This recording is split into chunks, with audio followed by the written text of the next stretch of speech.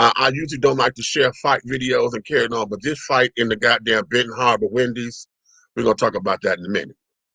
However, before we get into that, I have a very, very special guest with us this evening, and I want to make sure, darlings, that we get all of this together because I have been waiting for this moment.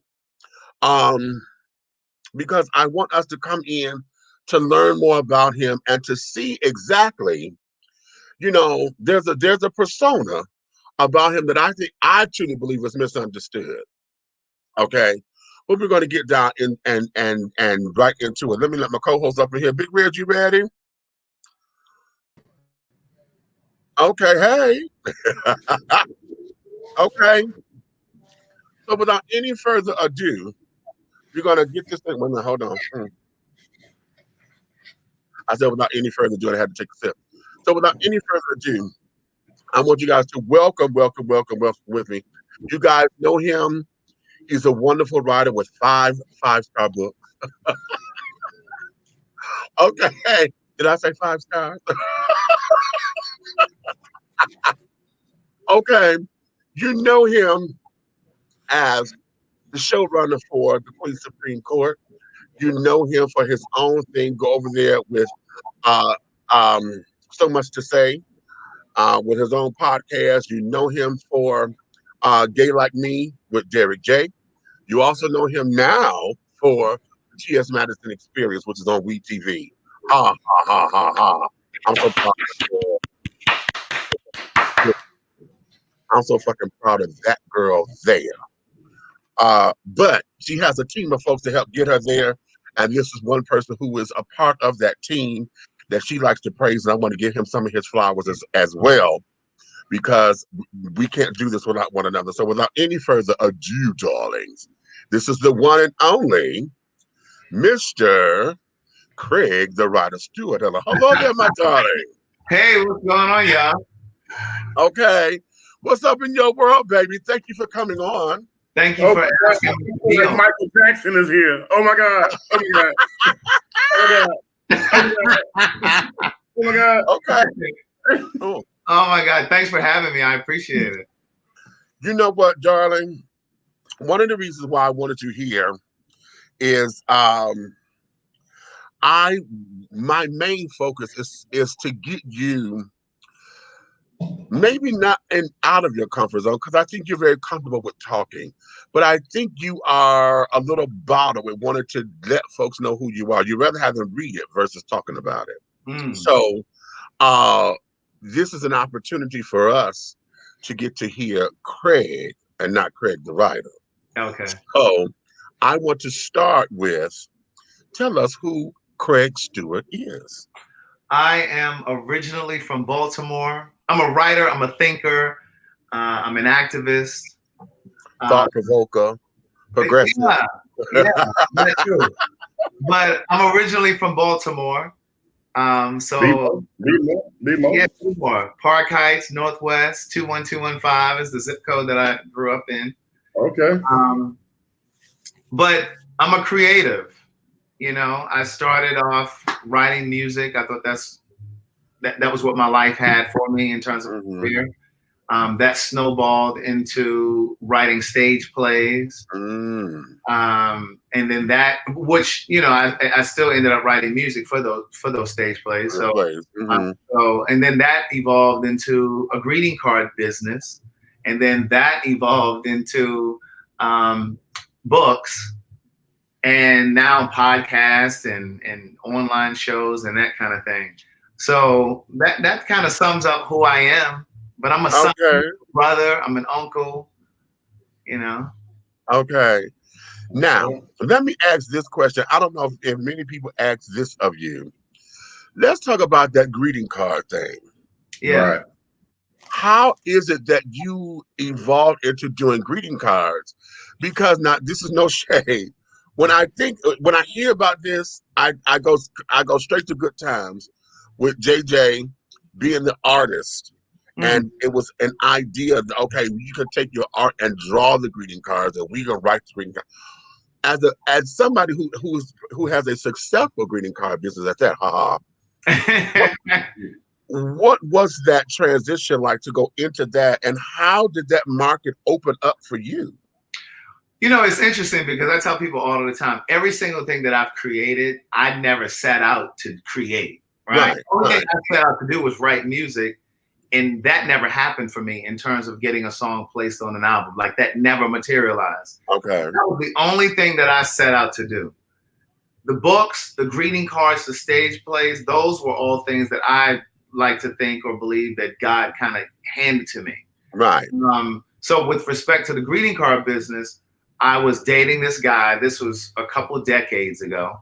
I was dating this guy who had, well, I wasn't dating him. I was trying to date him. I was trying to get to know him. Right. He was working on his PhD, and he had a good friend that was going through a breakup with another guy. Mm-hmm. And the guy that I was trying to date was trying to find a greeting card that would fit that scenario. This guy was working, but he was going through something with a guy. And every card that the guy that I was interested in found, they were gender specific. It was always from a girl to one of her girlfriends, or a male to a woman, or a woman to a man.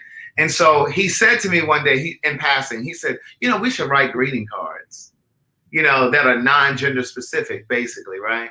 Yeah. And so because I liked him, I said, oh, okay, well, yeah, we could do that, you know. And so he said, well, we'll do one for friendship, we'll do one for breakup, and we'll do one for love. And so the next time that we were supposed to see each other, we were supposed to present our cards to the other person. And he didn't have his cards written, but I had my 3 written. And then I just kept going, and then it turned into a greeting card business. And wow. Yeah, so that was how it happened. And so it became sayitinaCard.com. Okay. Yeah, that's how a lot of people become segues to, you know, bring that to you. You know, so you never know what people have for you. Yeah. That may not have been for him, right? Per se, but that was for you. So he had to use him to get it to you.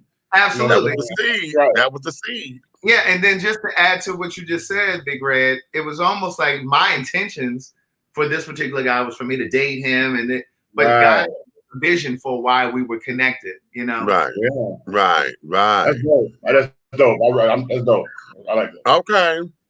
Now, as a stage play writer, because so am I. See, we parallel a lot. I'm, you know, author, playwright. Mm-hmm.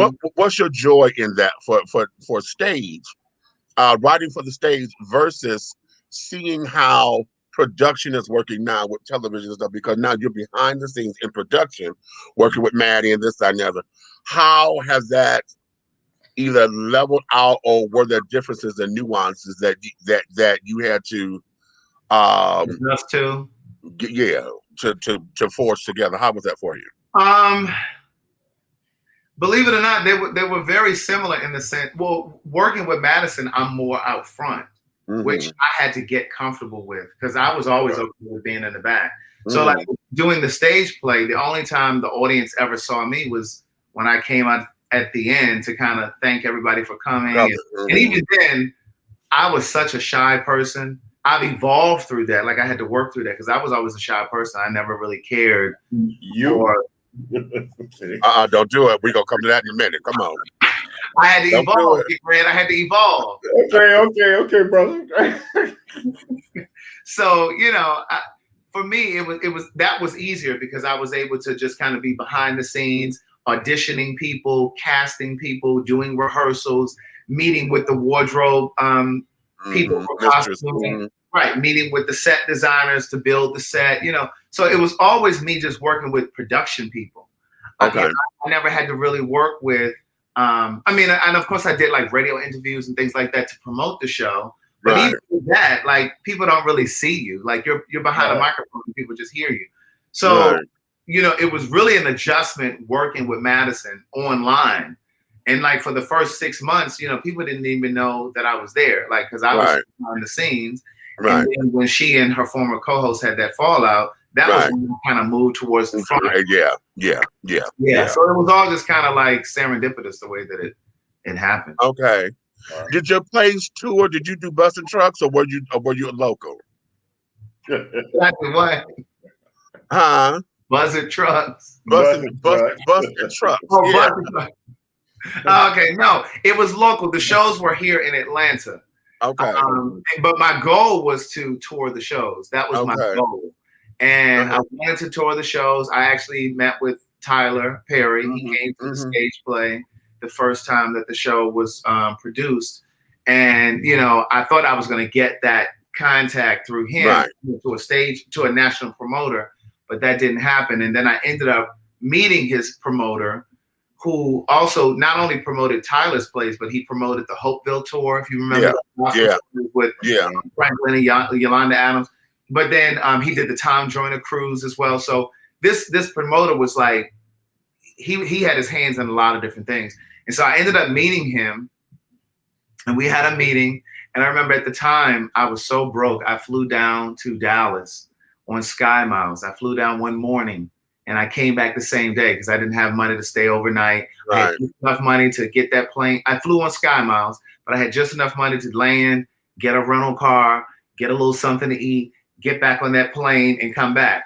And I had a meeting with him, and we went through all of the details of, you know, my idea for how to tour the show. Because at the time, my idea was to tour the show alongside the Black Gay Pride events that happen across the country. God, okay. So, and his thing was, I don't know how to tour a gay play. I said, well, you tour. He said, I don't know how to promote a gay play. I said, no, you promote it the same way you promote Tyler shit. The difference is, I need you to give me some marketing money to go into these different cities. So at the time, I don't know if you guys know Earl Folk. He was he was over all the Black Pride. He was over all of the Black Gay Pride events. And so I had a meeting with him, and I said, listen, I know you guys don't get the marketing dollars that white gay prides get. So I have this promoter on board. And what I can do is, when I go to each city, I can give you guys X amount of dollars to promote my stage play before we come. And so that was the plan. And then, of course, the promoter would have still promoted like on radio, the way that he would the way he does it. But I wanted that ground level promoting too. And so I can't say for sure what happened, but the very next week, the promoter said to me, well, if you can get Earl Folk on board, then I will promote the show. I will take the show on tour. But then the next week, when we were supposed to have a conference call, I had spoken to Earl, and Earl said, yes, I'll do it. Because Earl had seen the stage play. He saw it day and night. And so he said, yes, I'll agree to do it. But then when I was supposed to have that next call with the promoter, I never got him on the call again. Now, my thoughts tell me what may have happened, but I can't be sure. So but I never got him on the phone again. Interesting. Yeah.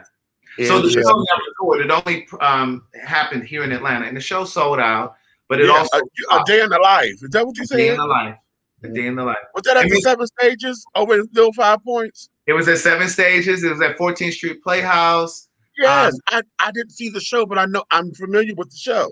Everybody gay who was into the arts and stuff at that time, they knew about A Day in the Life. Yeah. Yeah. And so what happened when I put my first book out? What's that again? I'm laughing. Okay, I'm not gay, but I saw the show, man. I'm just saying, and then when I put my that's what's crazy. That's what's crazy with me, Craig. The crazy thing with me is I don't have a label for folks. You know what I'm saying? I have a label for good folks and great people. That's what I draw. That's what I did. Okay, but it's funny because when he said that he didn't see it and I seen it, I was like, well, ain't that a bitch? Right. Okay. But you know, the thing that's so crazy is because, like I was saying a moment ago, I was so behind the scenes. Like I just never wanted to be up front. But I understand now that that was also how God was able to use me to this ability now, because I had to step forward, you know. But at any rate, it wasn't until I put my first book out, Words Never Spoken, that a lot of people connected the dots. Oh, this is the guy who wrote that play. Because a lot of people didn't even know I had written A Day in the Life. But I write about it in my memoir. So yeah. Okay. All right. So now we hear we're forging books and becoming the author. Okay. This particular journey is a little different, similar, but yet a little different. What was this like for you while writing? What is your discipline for writing? I think that's a better question. What is your discipline for writing considering that it takes the time that it takes, and they're trying to balance a personal life, trying to balance having money coming in, trying to balance, okay, I'm an entrepreneur on top of it and things. And what was that shift like for you personally, with having to balance all of that in an area that, number one, folks don't understand. They think it's just a pastime. Number two, because we understand it, we know the money ain't coming right away. It's an investment. So what is that like for you, and as far as that adjustment for you? It is so, you hit on so many things in that question, because my mom was one of those people. She used to say, that's a hobby. You can do that later. She said, you need to get you get a real job. Yeah, she said, you need to get you a job with a 401k. Man, don't that make you, oh my God. But guess who's paying some of her bills now? You know, but to your point, it is an investment. It's an investment in yourself. It's an investment in your passion. It's an investment in your dream, right? When I first started writing, I moved here 2 days after I graduated from Hampton, right? Okay. So I did have corporate jobs. I was working. I mean, I worked at Coca-Cola. I worked at Hewlett-Packard. I worked at IBM. I worked at MARTA, which is the transit company here. Like, I've worked at so many different companies, right? And I was trying to juggle the two. What I've learned about myself is, and when I think back on everything that I've created, whether it's books, whether it's the greeting card business, whether it's the stage plays, whether even when I was writing music, all of those things happened while I was single, right? So I didn't have to juggle that. But I did have to juggle working a job. And it was very, very difficult. And there were so many times that I would take that leap and I would leave a job because I would tell myself, well, listen, you're either going to be an artist or you're going to work a day job. Right. And looking back, I realized that I took bigger risks than I needed to.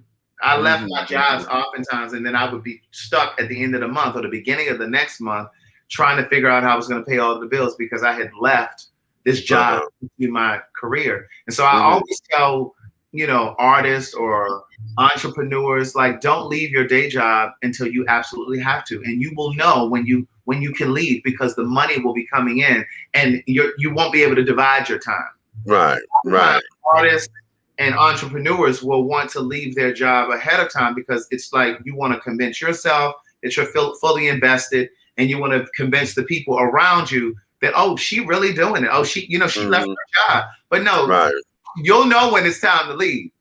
And so, but it was years. So I have to tell you, like, it's only been probably 4 years that I have not done anything else except live off of, you know, my writing. Your own work. Right. Exactly. Because I would always have to go back to, like when I released Words Never Spoken, the first book, that was 2012.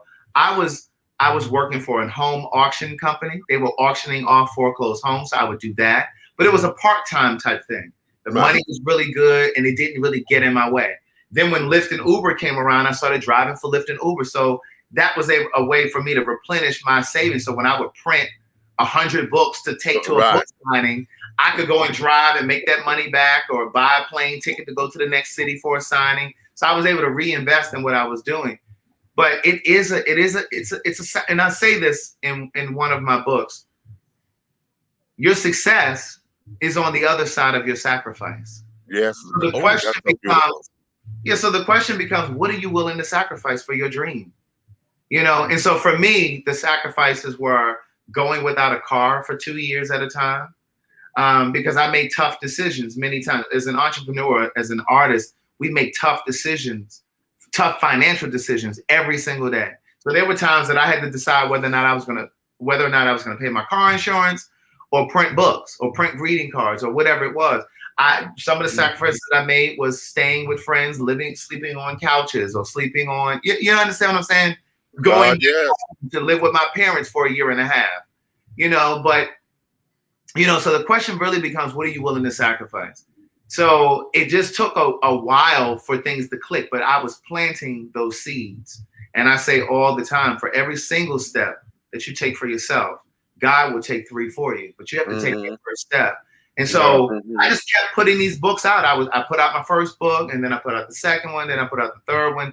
And then by the time I put out my fourth book, which I believe is the most transformative book, because I think it just relates to, it can connect to so many different people.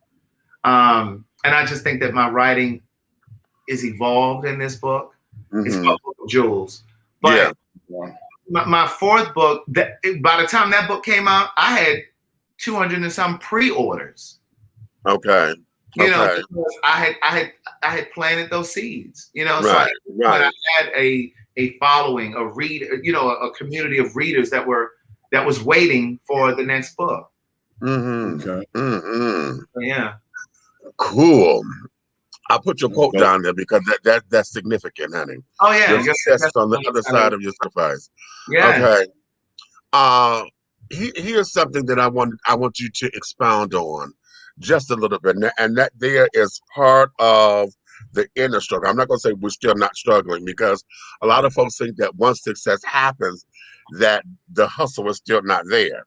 No, the hustle's still there. It just changes because now everything has elevated. Yeah. And I tell folks, once you reach the top rung of the ladder that you're on, you automatically become the bottom rung of the new ladder you got to climb. Indeed. Yes. Okay. Indeed. So for that, and understanding those particular sacrifices, and understanding, okay, do I pay the car note or do I get books printed?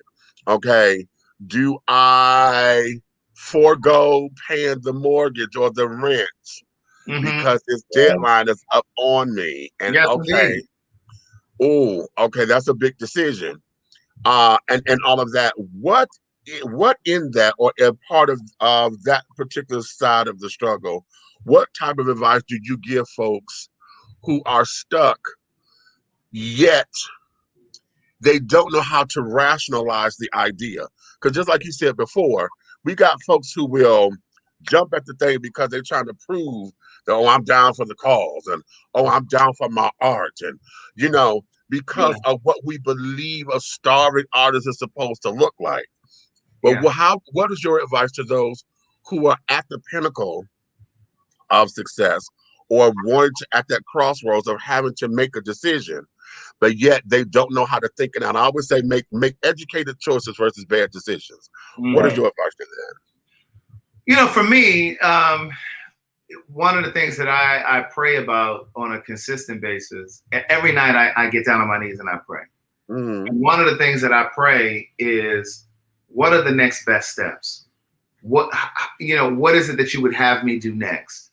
How can I use my gift to reach, to teach, and to heal? That's really what I asked. And so, like I said a moment ago, I never decided to start a greeting card business. It just kind of came to me. I never decided to write a day in the life. A day in the life happened because I was dating a guy. This was back in '99. I was dating a guy, and he found that he was HIV positive. That was why I ended up writing a day in the life. A day in the life became all of the things that I did not understand about the LGBTQ community. And the same thing with the books. Like they all kind of happened to me. Like I didn't go out and decide.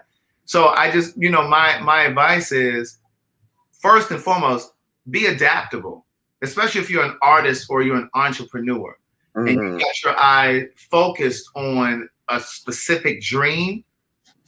What I will tell you is the universe conspires to work in your favor. The universe is going to do everything in its ability. The universe is going to do everything in its ability to push you forward as quickly as possible to your dream. And a lot of times we try to expedite success. We try to manage success. We try to control success. We try to connect the dots in our life. When the truth is, sometimes you just have to take your hands off the rein. And I talk about this in Book of Jewels. Right, yes, you do. You got to control the reins to life. Right. Sometimes you have to take your hands off the reins and let life guide you. Right. And what I mean by that is sometimes it means going to a job that you don't want to damn do. But there's a lesson at that job. Because the universe wouldn't send you to that job.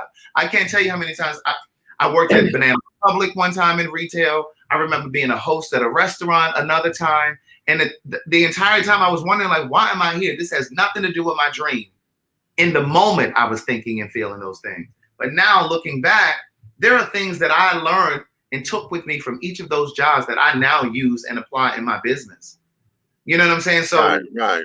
trust and believe and know that there are no detours. Okay. There are no detours. Sometimes it feels like you're going nobody wants to put in the work no more, Craig. That's the problem. Nobody wants to put in the work. They want to go straight to it. They want to go from this is what I want to do to doing it. Yeah. And it's like you learn nothing. Yes. And a lot of times people want you to give it to them. They want you to show them how to do it. Oh, can you just do this for me? No, that's not how it works. Right. That's not how it works. So, my advice is to adapt to whatever comes. And I had to learn that the hard way. And I'll tell you, I'm a very spiritual person, not religious, but spiritual. Mm-hmm. And once I learned that was when things started to happen for me. Once I realized that I needed to just adapt to the things that were happening to me, whether it was a car being repossessed, because that was the universe trying to make my life easier. Right. Guess what came out of that? You learning that was the universe to make your life easier. Yes. In that moment, though, we sit up there thinking that the world just collapsed. How am I going to do this? Right. It's about learning to adapt to whatever comes. You got to adapt to whatever comes. And so for me, I was trying to hold on to a car and trying to figure out how I was going to pay the car payment. But once that car was taken, and I remember praying about it, dear God, please, I need to make a way for this car. Well, the way was that it was repossessed. Now, when it was repossessed, I said, well, wait a minute now. And then I thought about it. And then she said, well, you said that you didn't want to have to worry about this car payment. Now you don't. But it freed up my mind to be more creative and to think of other things. Mm-hmm. I was no longer trying to figure out how to pay this car payment. Right. And you know what? When that happened to you, Craig, think about this. Just think back to the end, because this happens all the time. I tell people I'm real analytical when it comes to life. Mm-hmm. When that happened to you, how soon did something come about in your life where that freed up money was needed? Let me explain something to you. and I shared this particular story in my first book. My car had been repossessed. And just to make a very long story short, because the whole story is in the book, I had just reconnected with a friend of mine from college. And she was she had a company car. She had a company car. She was a pirate? Huh? She was from Hampton? She was from Hampton. Okay. I did a year at Hampton. So when you said Hampton, I got excited. We connected. Yes. She and I reconnected in Atlanta. We had gone to Hampton together. And so my car was repossessed. And I promise you, just as sure as I'm sitting here, within 2 weeks of my car being repossessed, she said to me, I have a solution for you. She said, I have a company car. She said, but my car is sitting outside. I used the company car. She was living in Boston by the time this happened, though. Right. She said, I'm going to fly you to Boston if you're willing to come and get this car and drive it back to Atlanta. She had a fully loaded Honda Accord. When I say fully loaded, I mean sunroof, power windows, locks, leather seats, Sirius XM radio. I mean, it was loaded. She was still paying the car payment. She said, you come and get this car. She said, all you need to do is put gas on it and you can keep it for as long as you need. Just as sure as I'm sitting here, I had that car for an entire year. Wow. So again, you just got to trust the universe. You have to trust the universe that everything happens when and as it should. Right. I can't say that enough. And so, like I said, I didn't know how I was going to get around without a car, but I was not without a car longer than 2 weeks. How about that? Let me ask you, because you said something, and I want to get your opinion on this, because I just had an epiphany. And you said either you are an artist or you're an entrepreneur. And the epiphany that just hit me so strongly, because I had never connected it, is that an artist is an entrepreneur. Yes, indeed. Okay. Oftentimes we don't make that connection because we don't treat ourselves as a business or a product. Right. Right. So having that revelation, when you made it and understood the power and significance of that, how is it that you started to understand what your brand meant to you, and how did you come to take it seriously? So, you know, I was at this crossroads, and I, you know, of course you got to pay your bills, you know, Right. and you got to take care. You got to buy stuff like deodorant and toothpaste. Hello. Yeah. You know, all of those things. It just seems like, you know, all those things kept coming up. And I was like, well, listen, Craig, you're going to have to keep a day job. And then I saw an interview with Denzel Washington where he said, you have to do what you have to, you do what you have to do until you can do what you want to do. Ooh. And so when I heard him say that, it was just like, well, Craig, you just have to do this day job until you can do what you want to do. You can do it, right. You're off course. It doesn't mean that your dreams aren't going to happen. Right. You know, just do what you have to do. And it was a lesson in ego. That was a lesson in ego for me. Right. Yeah. And so once I was writing my first book,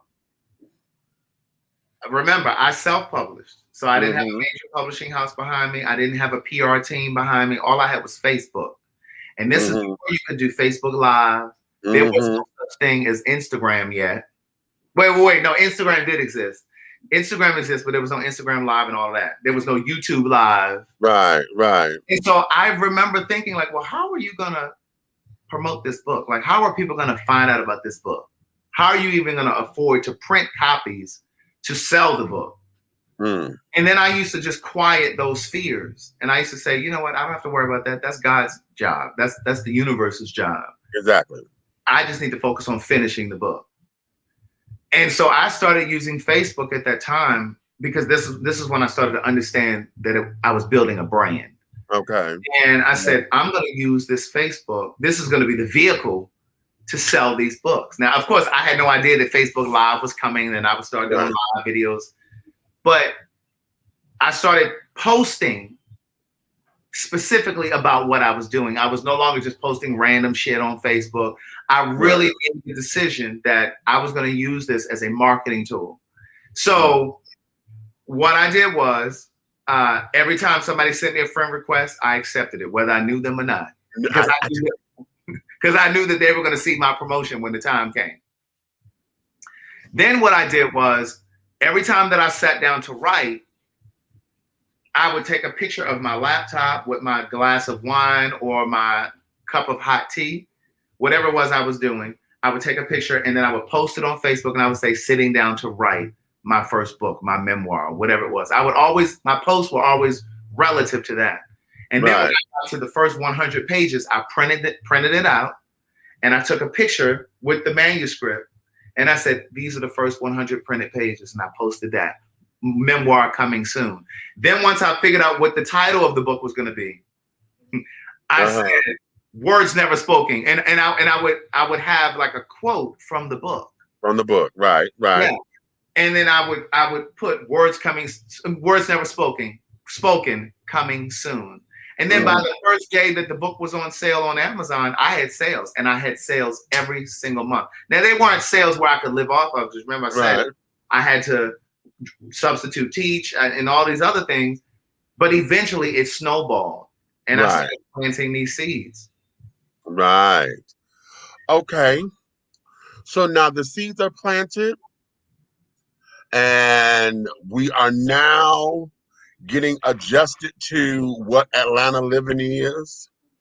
You know, what's the hype, what's not the hype, honey. Okay. Understanding the scene.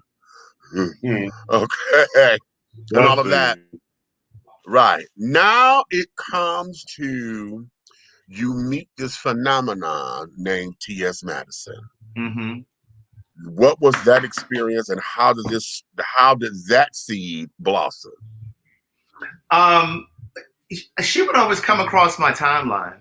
Like somebody would share. I wasn't connected to her on Facebook or Instagram, but some way, somehow, well, her stuff would always go viral. Right. So I would just hear this person saying, you know, I'm at the Marvelous Chateau, honey, and she would just be saying all these things, or she'd be ranting, reading people, talking, and I'm like, who is this person? I didn't even know at the time that she was trans.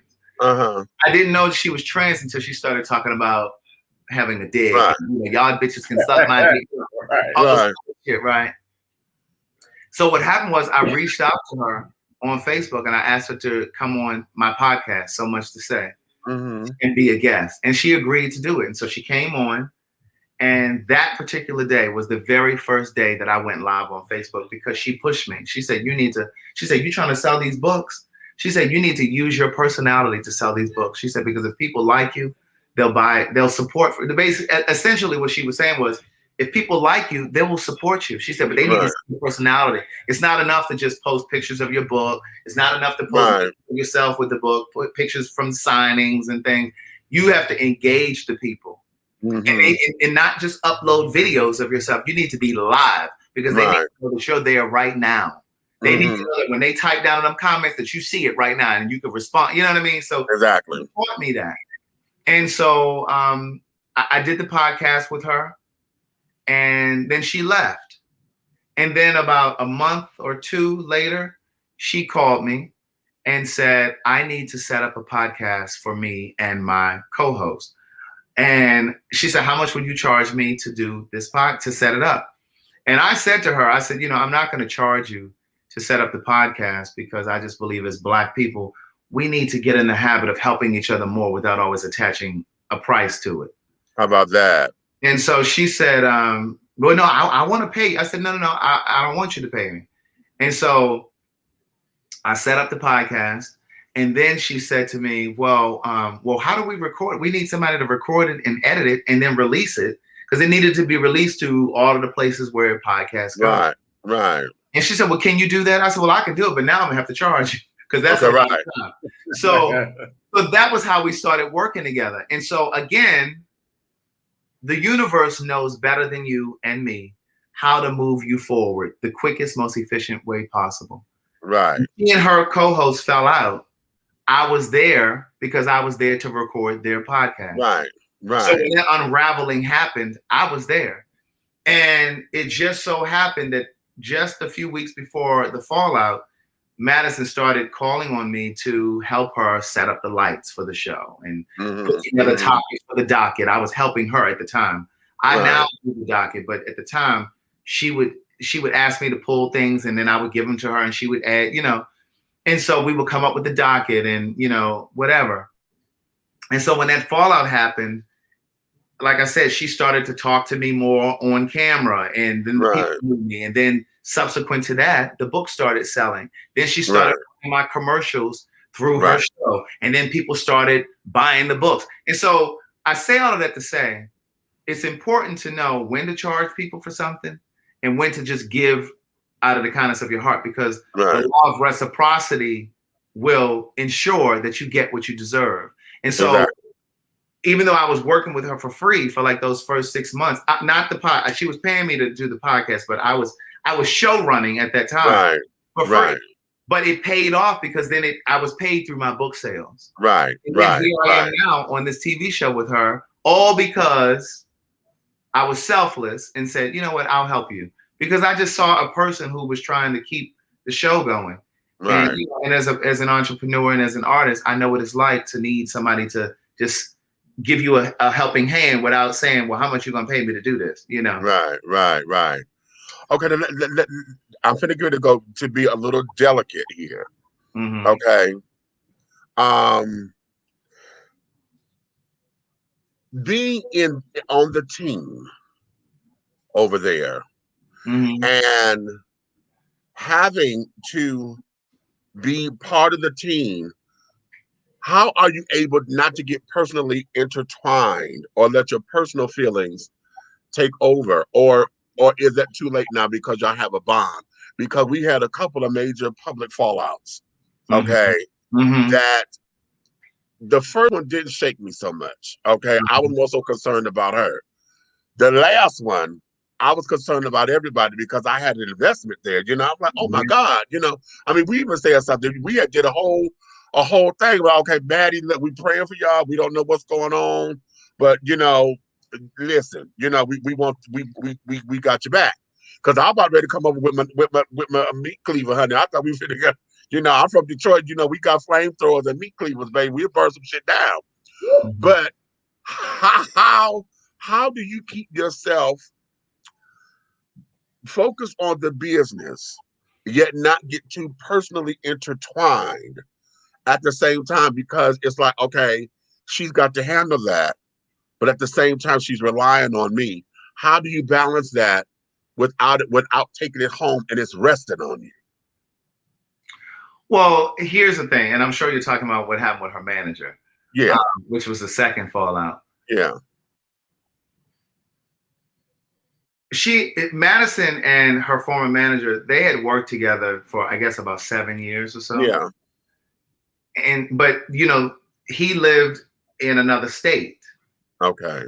So they saw each other when there was a booking, when she had a booking. And so he would go with her to different appearances and things like that.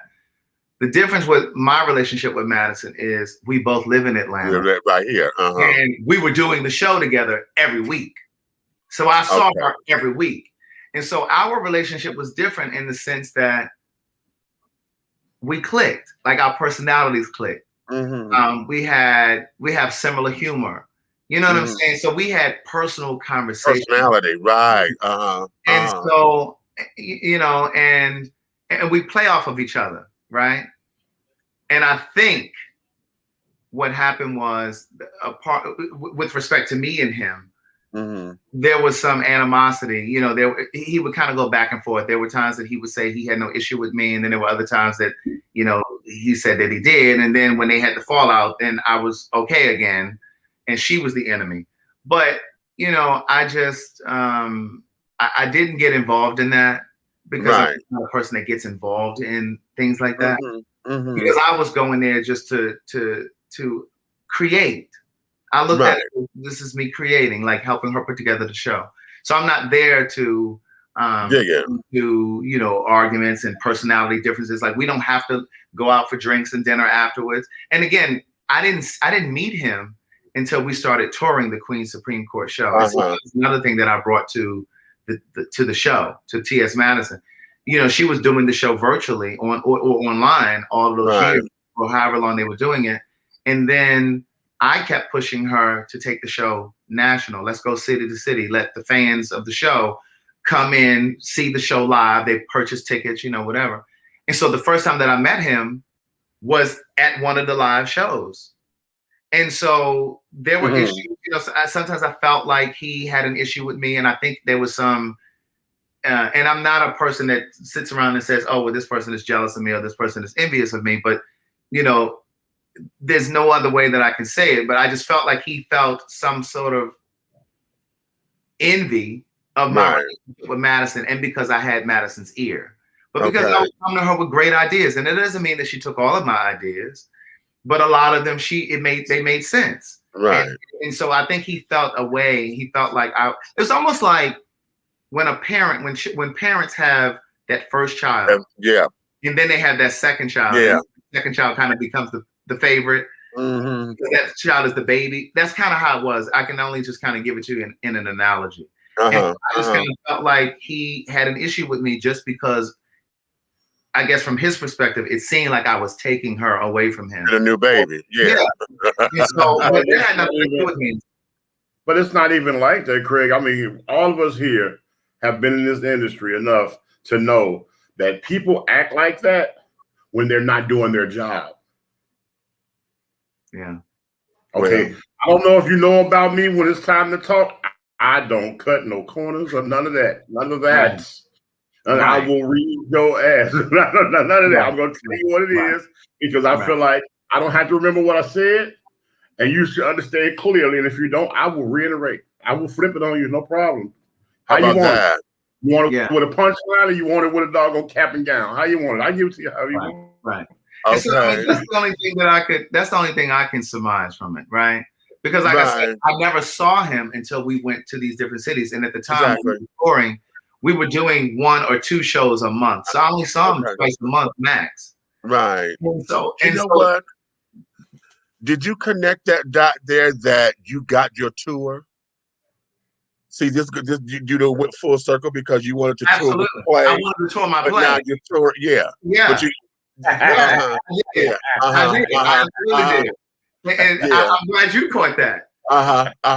Because see, here's the thing, and that was a part of my selling point. Because at the time when I first started talking to Madison about touring the show, she and her former co-host were still together. Right. And I was like, listen, if these, because they had club promoters that would book them and they would pay them X amount of dollars to come in. And I Right, was, because I remember she was doing it. Yeah. And I said to both of them, I said, listen, if they're willing to pay you guys this, just imagine how much you could make. And remember, at this time, I wasn't even a part of the show. I was only there to record their podcast. Right. But it was my theater background coming in. Exactly. So saying it to them, and they were like, And so then when she left, when the former co-host left, I had Madison's ear, and it took me 8 months to convince her, but I eventually convinced her. Right. And listen, you're always online talking about your LGBTQ royalty. Now you talking about you scared that you're not sure if the people are going to show up for the tour. Right. I kept pushing her, and I'm like, Madison, I know how to do this. I've sold out stage plays in Atlanta, and that was before social media. You have all of these people following you. You're going to get people to come. Right. And so I just had to prove it to her. And so I found a venue here in Atlanta, and that's how it started. And so then she really started to see, okay, me and this boy can make some money, right? And I just think that her past manager just felt the way about it. You know what I mean? Because we just were in sync in so many different ways.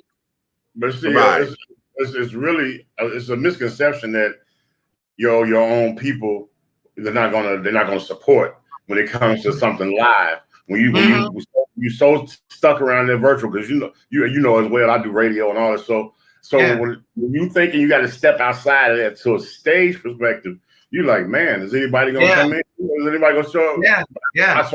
So I feel Maddie. Okay. Yeah. So at the same time, what Maddie didn't understand is she made so much noise that people in my circle know who she is. Yeah. Right. And we're willing to buy tickets. Yes. Because I'll tell you this, the majority of our audience, when we did those live shows, were straight Black women. Yeah. Yeah. Gay men were there too, for sure. But the majority was Black straight women. Yeah. And they know it. And if anybody know Black straight women, my whole ass knows. So I know that's how okay. And it just belittles me how you hold back. Just let go. Yeah. And she was also afraid of starting, because I decided that we should start the first show to kick off the tour here in Atlanta. And she's like, well, no, because people in your hometown, they don't come out and support you. And I said, but it makes sense for us. I said, I don't believe that, but I think it makes sense for us to start here. Excuse me, because there's no overhead. We didn't have to travel. We didn't have to pay for flights or whatever. We didn't have to pay for hotels. Right. You get in your car, we're gonna get down to this venue, and that was it. Like, we didn't have overhead. Right. And so we were able to take that money from that first show and reinvest it, and we just reinvest it. Right. When she saw them people there, she boo-hooed. Like on she was like, bitch, do you know how much money we made? Okay. I see it. Okay. You know what I'm saying? But I was sure to make sure I was sure to broker my deal before we kicked it out. I said, now I'm gonna do X, Y, and Z. Okay, now let's go here, because now the T.S. Madison Experience, the show, the TV show, is up. And I got to get Maddie over here because, goddamn it, she's been on my radio show twice. And I got to get her over here because I first interviewed her back in 2012. Okay, before all of this, she was still, look at my cough when she was in the basement with Chi-Chi. Okay, they carried on. When she was just first starting a lot of stuff. And I marvel at her because she's someone who I consider to be one of my sheroes in this internet thing. She and Funky Dineva and Lonnie B, Darren Fleet, those are I look up to them because of what they've been able to accomplish. Yeah. Now that the TV show is up, what is it that you would like to tell folks? I'm gonna phrase that differently. What do you think is the biggest misconception that folks have about you? Because that first episode, baby, they got you. I titled today's show, I said what I said, bad and bougie or just completely misunderstood. Okay. What do you think folks misconstrue about you and your personality and who you are? Because a lot of folks take your confidence and believe you're just a bougie bitch who it's one of them uppity queens, honey, who come from the suburbs and all of that. What is it that you think is a big misconception about you that folks may misconstrue with the TV show? That I'm arrogant and that I am. I told you that. Yeah, that I'm arrogant and that I'm bougie. That I think I'm better than the rest of the cast, and I think I don't belong there, and I think I'm better than all of them. But here's what I have said, and it was really because, like, in my first the first scene that they showed, yeah, you hear me saying, yes, the show can go on without me, but it never be the same. Right. Yeah. And then you hear me in my interview saying I have 4 5-star books. Yeah. You know what I'm saying? But the truth of the matter is those were just pieces of what I said. Right. Exactly. Right. And that's fine if people think that I'm arrogant or that I'm bougie, because it allows teachable moments. And here's a teachable moment. And I tweeted about this after that first episode. Mm-hmm. And I'm just speaking about Black people because for me, I'm all about the edification of Black people, just improving Black people as a whole. Which I will start by saying, I think that's one of the beauties of the T.S. Madison experience, the TV show, is that I think it's going to help bridge the Black LGBTQ community and the Black straight community. I think I believe that close that divide some more because there are a lot of teachable moments on the show. But what I would say with respect to people who saw the episode or the episodes and they think that I'm arrogant or whatever, we've created this narrative, or we've become so comfortable. We've become so comfortable in the Black community with seeing Black men splitting verbs, walking around with their pants hanging down, insecure, low self-esteem, walking around with their heads down or whatever.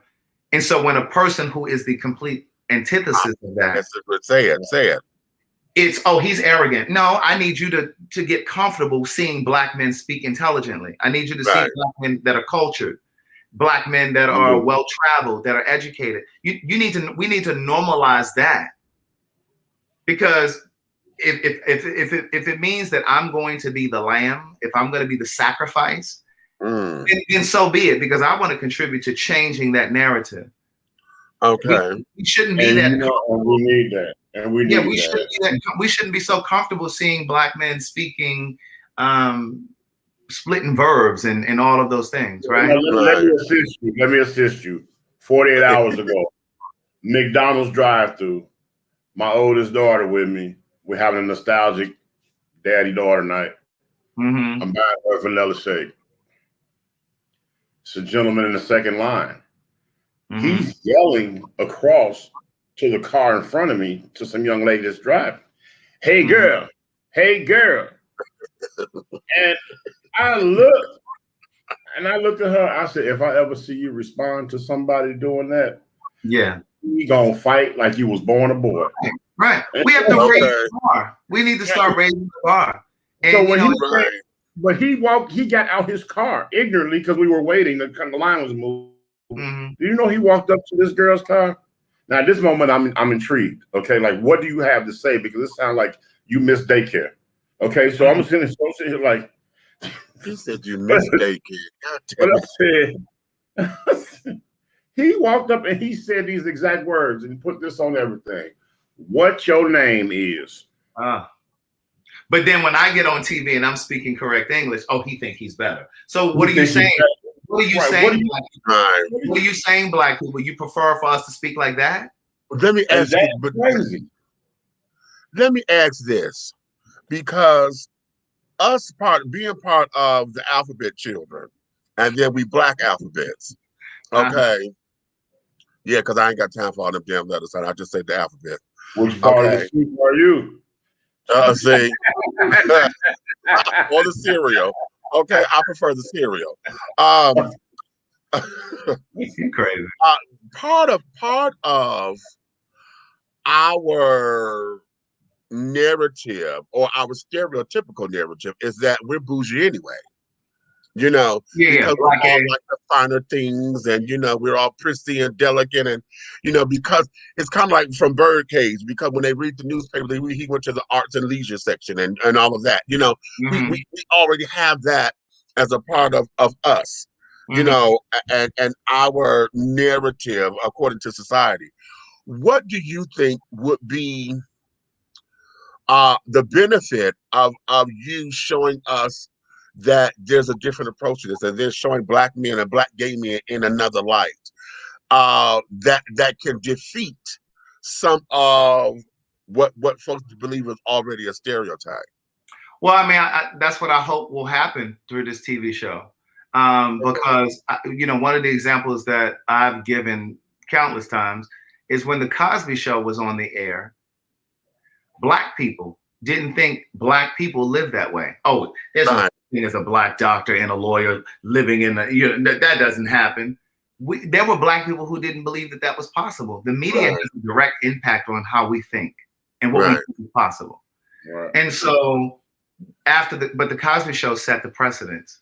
So after the Cosby Show, every single black television show that came on, they were either middle class or they were wealthy. You'll never see a family on television that lives the way they lived on Good Times. Good Times. It's just not for happen. so long. Right. For so long, Good Times have been the standard of black living. Good Times and Sanford and Son.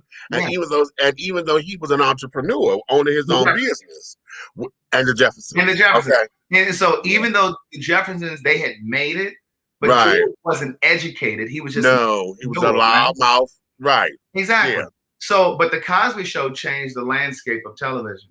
So, you know, if people want to say that about me because of, you know, whatever, maybe in 3, 4, 5 years, it would change the narrative. Because what I know to be true is when I was a kid, I remember my dad, first of all, culturally speaking, in terms of black people, we're often told, well, you know, don't celebrate yourself too loudly.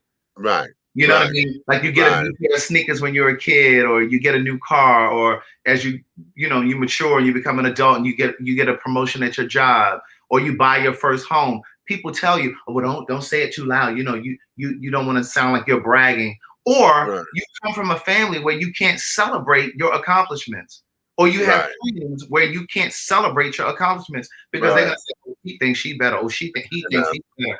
No, we need to learn to celebrate our accomplishments. Or how about this? Yeah, because you like you said, you raised the bar and you set an example for those to come. Man, come on. I don't understand it. It's like okay, like you write stage plays. I believe us as successful people in the media, because I feel like I'm successful, and you, if you knew what they said about me when I leave out the room. Okay. Oh man. Oh yeah. He a big old sissy. Everything he do, he walking around. He got the ally flag on him and Okay. Oh, and he's always on this. And I just did an interview on Blast Radio. That's an all lesbian radio station. They asked for me because I thought I was the one bridging the gap between the heterosexual community and LGBT. You get what I'm saying? So. And then when I was on your show, I called hell. Yeah, I remember. Gay Like Me with me and Derek J. Right, when you were there. I love Derek. You know what I'm saying? But I called hell. You know what I'm saying? After that, the one thing is, I'm so able to defend it articulately, it confuses them. Yeah. Okay. So I'm not going to get ignorant with you, ignorant. And you know what I'm saying? I'm going to explain to you, maybe you need to get where I'm at. Okay. You know, here's another thing that all of that, the one that was my favorite, because I made the mistake of dumbing myself down for my friends because I thought it was easier to communicate because I had so many folks who did not have my vocabulary, and my vocabulary has suffered since then. But one of the other things they would say is, "Oh, you do this, you bougie that." I didn't have the coin, but I was always told I'm acting white. Oh, you just trying to be white, you know, and this, that, and other. Because and for a long time they told me I didn't know how to cuss right because I cussed too properly. and all that kind of shit. But can you define acting white? I don't know. This is my definition. This is my definition. Okay, you dumb. I'm not looking at you. Okay. Just don't make sense. Right. Here is where I want to take you to, and I'm gonna let you get ready to get back to your world because I want to go here. Now that you are in relationship, okay, you got a husband, honey, or at least a fiance. He waited Okay. to put me in the other room because we gotta have movies. Yeah. Okay. Oh, but let me hurry up. Happy. I think I celebrate relationships, real true relationships. Let me stress that because anyway, I'll talk about that in a minute. Now you said something earlier about part of me getting to where I wasn't in a relationship. I was single, but I had the job. Mm-hmm. Now you don't have the job, but you got the relationship. Mm-hmm. How is that with your personal life? Being able to juggle all of this, juggle all of that. Now that you're on this reality show, if you will, and they're getting the popularity and the exposure in such another way, because now strangers are coming up. You know, you go on places, folks are recognizing you, and they recognize him too. Okay, right, because of the show. Okay. What is that like now, and how do you guys maintain your privacy without the world trying to interfere and tell you how to run your relationship, or get personal trying to find out who top or bottom?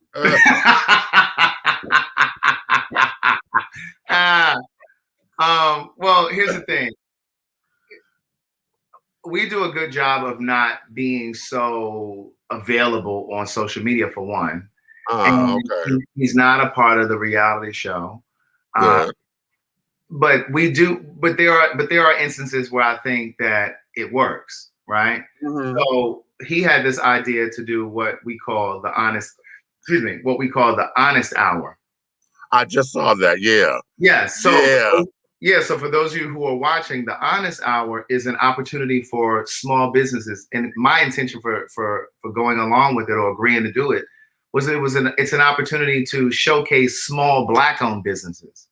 Because I believe that we can create more Black millionaires if we use our social media accordingly.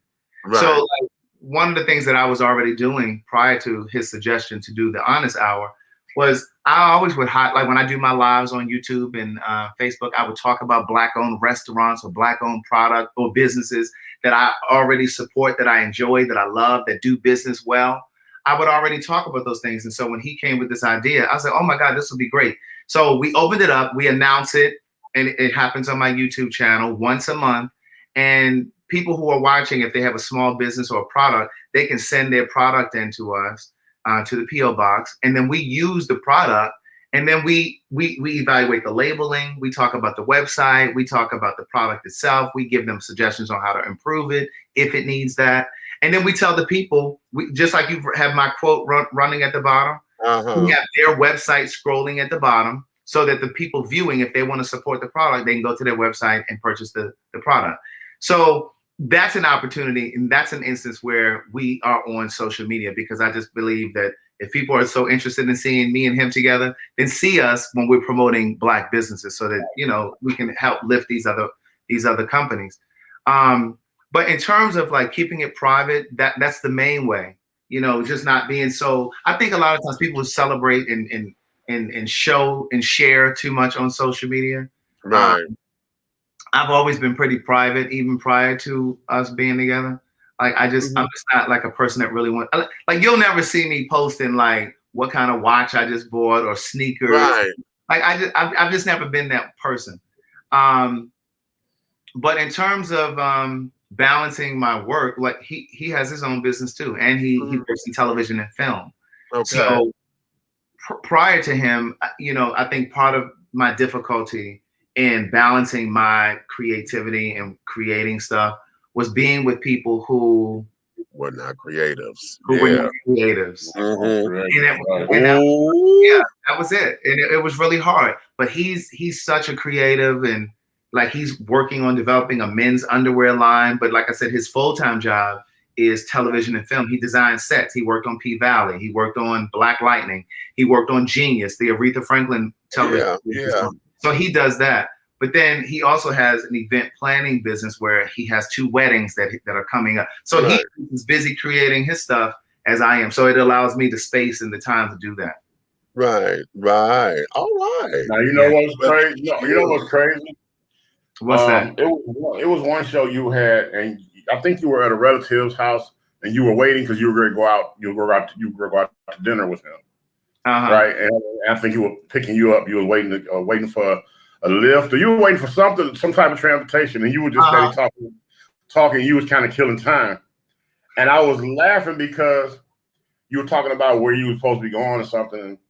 And my wife was looking at me, and she's like, "Why are you so tickled? What would you laugh?" I said, because if you look at Craig's expressions on his faces, right? Like when he's talking about this guy, I said, so I looked and she was like, "So what's so funny?" I looked at my wife, I said, "Why I don't look like that when I talk about you? You need to get your stuff together." Oh. Okay, does that'll do it. That's it. She said, "Okay, okay, it's time for you and Craig to get off the tree." Oh my God, that is funny. That is so okay. Funny. But she loves you too, man. She loves you too, bro. Okay. Well, tell her I said hello. All right. I adore you. I'm waiting for you and Derek J to come back with Gay Like Me. Those particular conversations, because I'm coming back. I just went through and replayed our episode today. I don't even know what led me there. I just replayed it today. Yeah. So I'm waiting on that to get restarted and rebooted, because I think that platform is a wonderful avenue to bring in different voices so we can get different perspectives, you know, on the social media frequency, so that we can get that stuff out there so it can create discussion elsewhere. Right. You well, know, my dream for that is I'm actually working on we're creating a sizzle reel now. Okay. I want to pitch that to some networks, because I believe it's bigger than YouTube. Or if it's on YouTube, it needs to be on like YouTube. What's that platform called? It's YouTube Stories or YouTube something. Yeah. They have Facebook Watch. YouTube has a platform like that as well. Yeah. Or Apple TV or Netflix. So I really want to pitch it, because I really do believe that these conversations are critical. Right. They're important. So so that's something that I'm working on. So hopefully, you know, God. Okay. Well, before you get out of here, I'm going to tell you, you got a friend over here in this community. When you need me for anything, I appreciate it. Just call me. Okay. I'm not hard to find.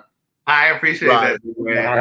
I'm all over Atlanta. I'm not hard to find. So I appreciate that. Okay. But yeah, if you need me for anything, Craig, I'm with you, because I support all you do, man. I appreciate that. Okay. Now, Jonathan, give everybody all of your social media so that they can find you, because I'm going to let you get back to your husband and things of that nature.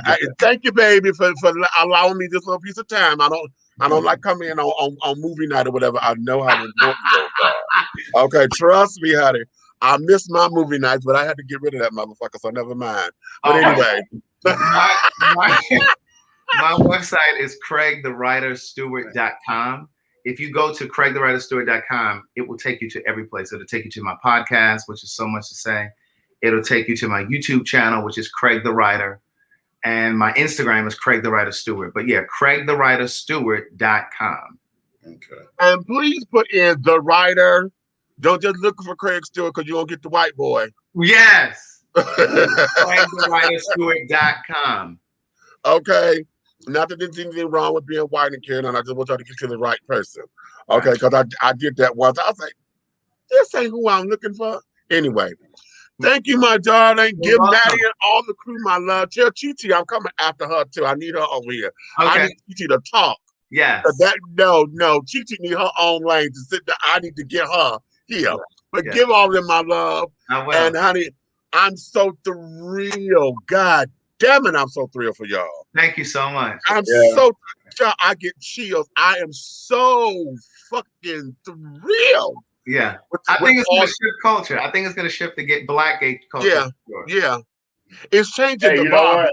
I commend you, man. Y'all gonna be the vehicle to make this thing go. Yeah, I know. Y'all are doing what Noah's Ark did when it first came in. You know what I'm saying? Yeah. They had that same thing. And what it is the continuation of what Pose was doing, and Pose is in their last season. So they're filming their last season. Y'all coming in, y'all know y'all going for a second season. Y'all already taping. You ain't got to say nothing. I know. But it's the continuation of that. But you're also changing the bar, and raising it, because folks like me, Black and gay and carrying on, it's inspiring me to say, okay, wow, let me carve a lane here because they done already built the bridge. So let me carve a lane and get on this. Child, I'm so fucking thrilled. I can't stand it. Well, thank you so much. I appreciate it. All right. Well, good night, baby. You get back to your husband and carrying on, and y'all let me know what movie y'all gonna review. Hey, I'm going over there and watch the Tina Turner documentary. Oh God, yes. It came out yesterday. It's on HBO. Yeah, it is. Yeah. Okay. All right. Bye. All right. Good night, baby. Thank you so much. Ladies and gentlemen, my tea sippers are carrying on. That's Craig the Writer Stewart. Oh! See, you find out exactly what it is, but see, the minute he said Hampton University, yes, I expect all the articulation out of him because that's one of my alma right there. So I expect that, and everybody who came from there, that I know, I still call up on the phone, even the people that sing in Shy, the group Shy. Okay, right. How about that?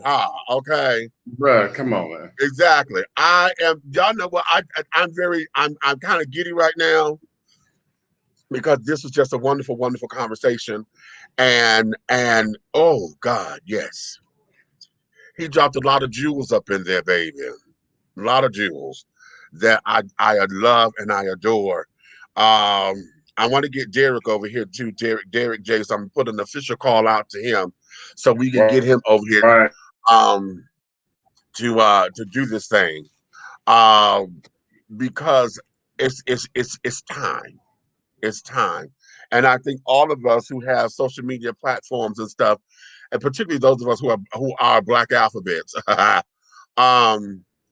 think it's time for us to use our powers for good, you know, and kind of create like a Justice League, if you will, you know, and this, that, and the other, and we just come together in a way that we can all unite our platforms in some degree to say, hey, I support you, I believe in you. Let my audience find out here. Your audience following you over here to me. They may not know me, mine may not know you. Let's open this up, you know, so that we can do the thing together. I get emotional privately. I'm not gonna cry. Y'all know I'm a crybaby, but I'm not gonna do it here.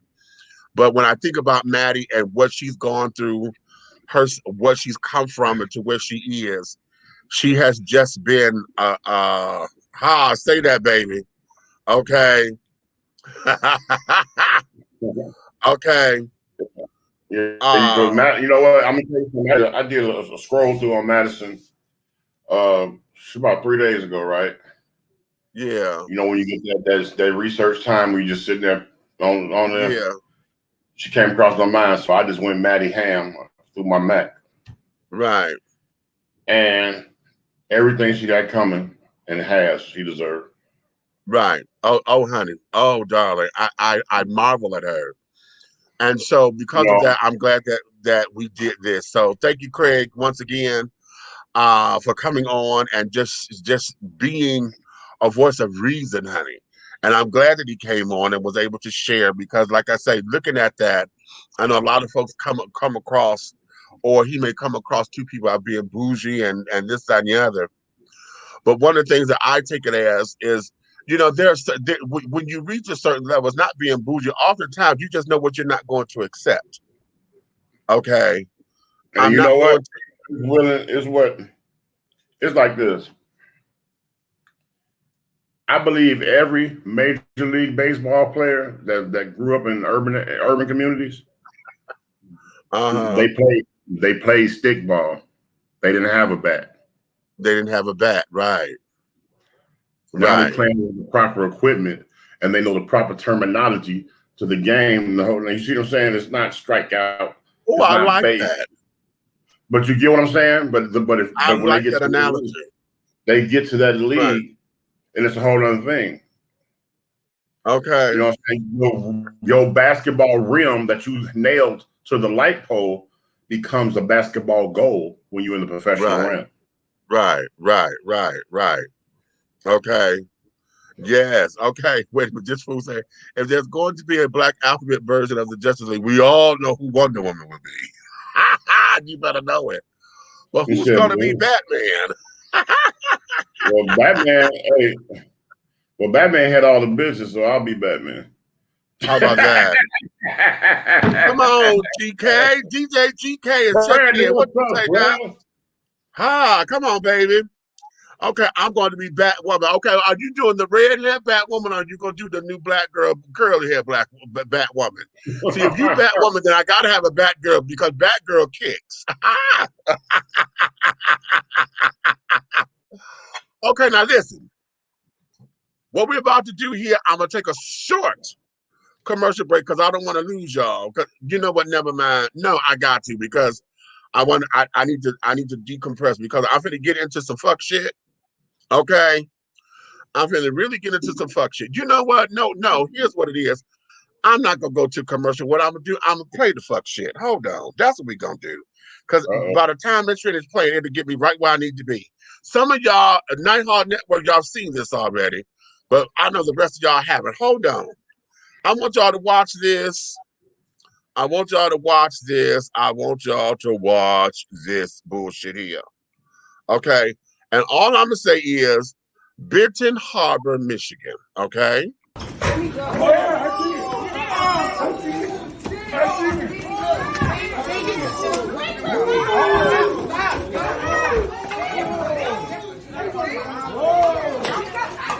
that's one-on-one. That's one-on-one. That's them. That's one-on-one. That's one-on-one. Hey, you know what I'm doing. I'm not going to beat somebody. That's one-on-one. Let me outside. Y'all can't do that shit. Okay? One-on-one.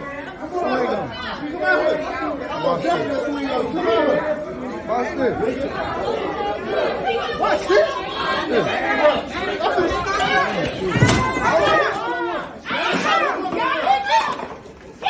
Oh my God!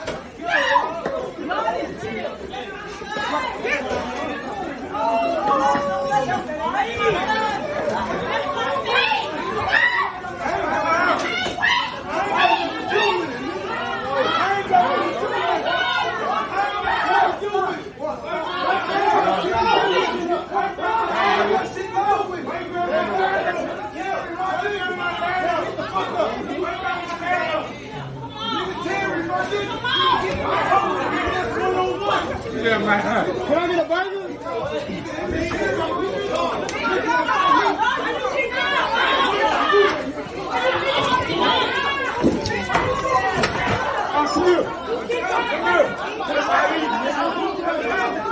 Make sure that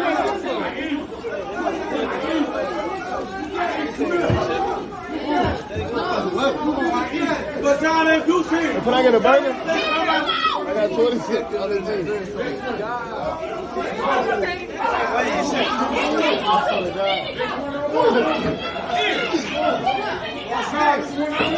Watch this. That nigga just got one.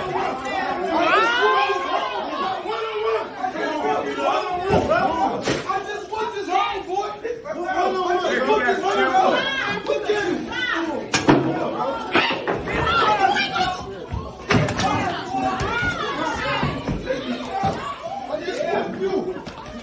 Need what? Let's get busy.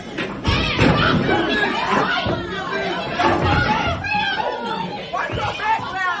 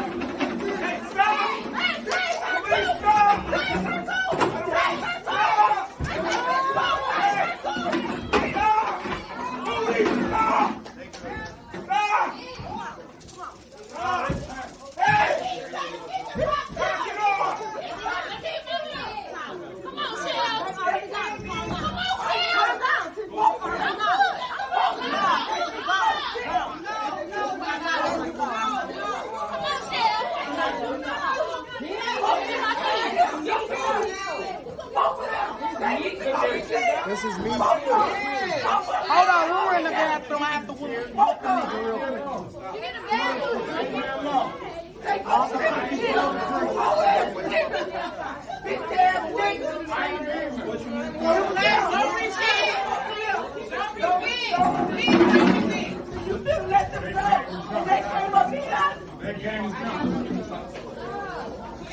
You didn't let them go and they came up here. No, we're not. You only wanted me in like 15 minutes. I just wanted a motherfucking burger. It's too late, sis. Too late, sis. He gone, bro. On the G, he gone. He gone. Where's the other guy? He gone. Can I still get a burger or the register closed? On the G.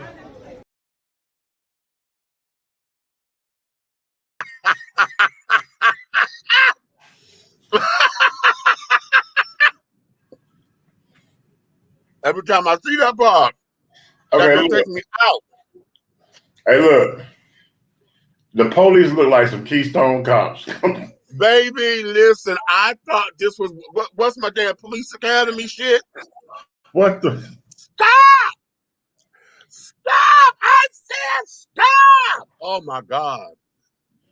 I was like, okay, you know what? You know, up in the Midwest, somebody would have turned around and punched him clean the fuck out and walked Wait a out. minute. That there is Benton Harbor, Michigan. Okay? They were in the Wendy's. That happened last night. I got that off of YouTube because the guy who said, I just wanted a burger, he's the guy who taped it. He put it up on YouTube, and I was waiting on him to get back with me because I asked him, were they really fighting over a 4x4? Because that's how he played. He said they were fighting over the last 4 for $4 at the Wendy's. Okay? And so what I'm hearing in there, you heard them saying, nigga, I just bought this. I just bought this. When I started hearing that, I said, are you, what? There's some truth to this. Y'all ain't here fighting over a goddamn burger? Are you At a burger joint? At a burger joint. See, the reason why this made me cross my eyes and carrying on is because I am so sick and motherfucking tired of us acting like we ain't got no goddamn sense at a fast food joint. Okay? If you're that goddamn hungry or need a burger that bad, why didn't you go to the damn Kroger to just buy some damn hamburger meat? Okay? Why? Yep. What is going on? Why is it? The club. That shit was after club shit. Maybe so. No, it couldn't have been. It couldn't have been because the restaurant was open. After the club, the restaurant is closed. It's drive-through only. Okay. I want to know why is it or what is this fuck shit that we as men, particularly we as black men, don't want to be seen as soft, don't want to be seen as weak, always got the feeling that we got to sit up here and knuckle up because now it's all about I ain't no motherfucking punk and that kind of bullshit over a goddamn burger. Now listen, I'm going to say this because as we can see, this here was rainbow children and straight children. Okay? It ain't no getting around it because little Miss Thing with the dreads and her goddamn number 13 yellow jersey on, honey. Okay?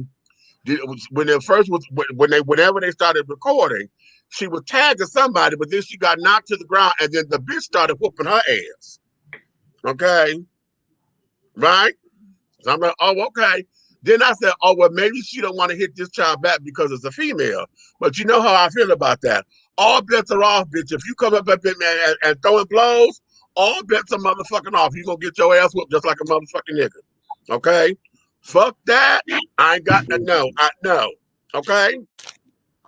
If you can deliver them, you can take them. Hello? What's good for the goose, baby, it's going to definitely be good for the gander. So here, now y'all done got all behind the counter, the greasy ass floor, everybody slipping and sliding. This boy tried to deliver a punch and then knocked his own ass unconscious. Slipped on the goddamn floor. Okay? Knocking your own ass unconscious. Okay? And carrying on.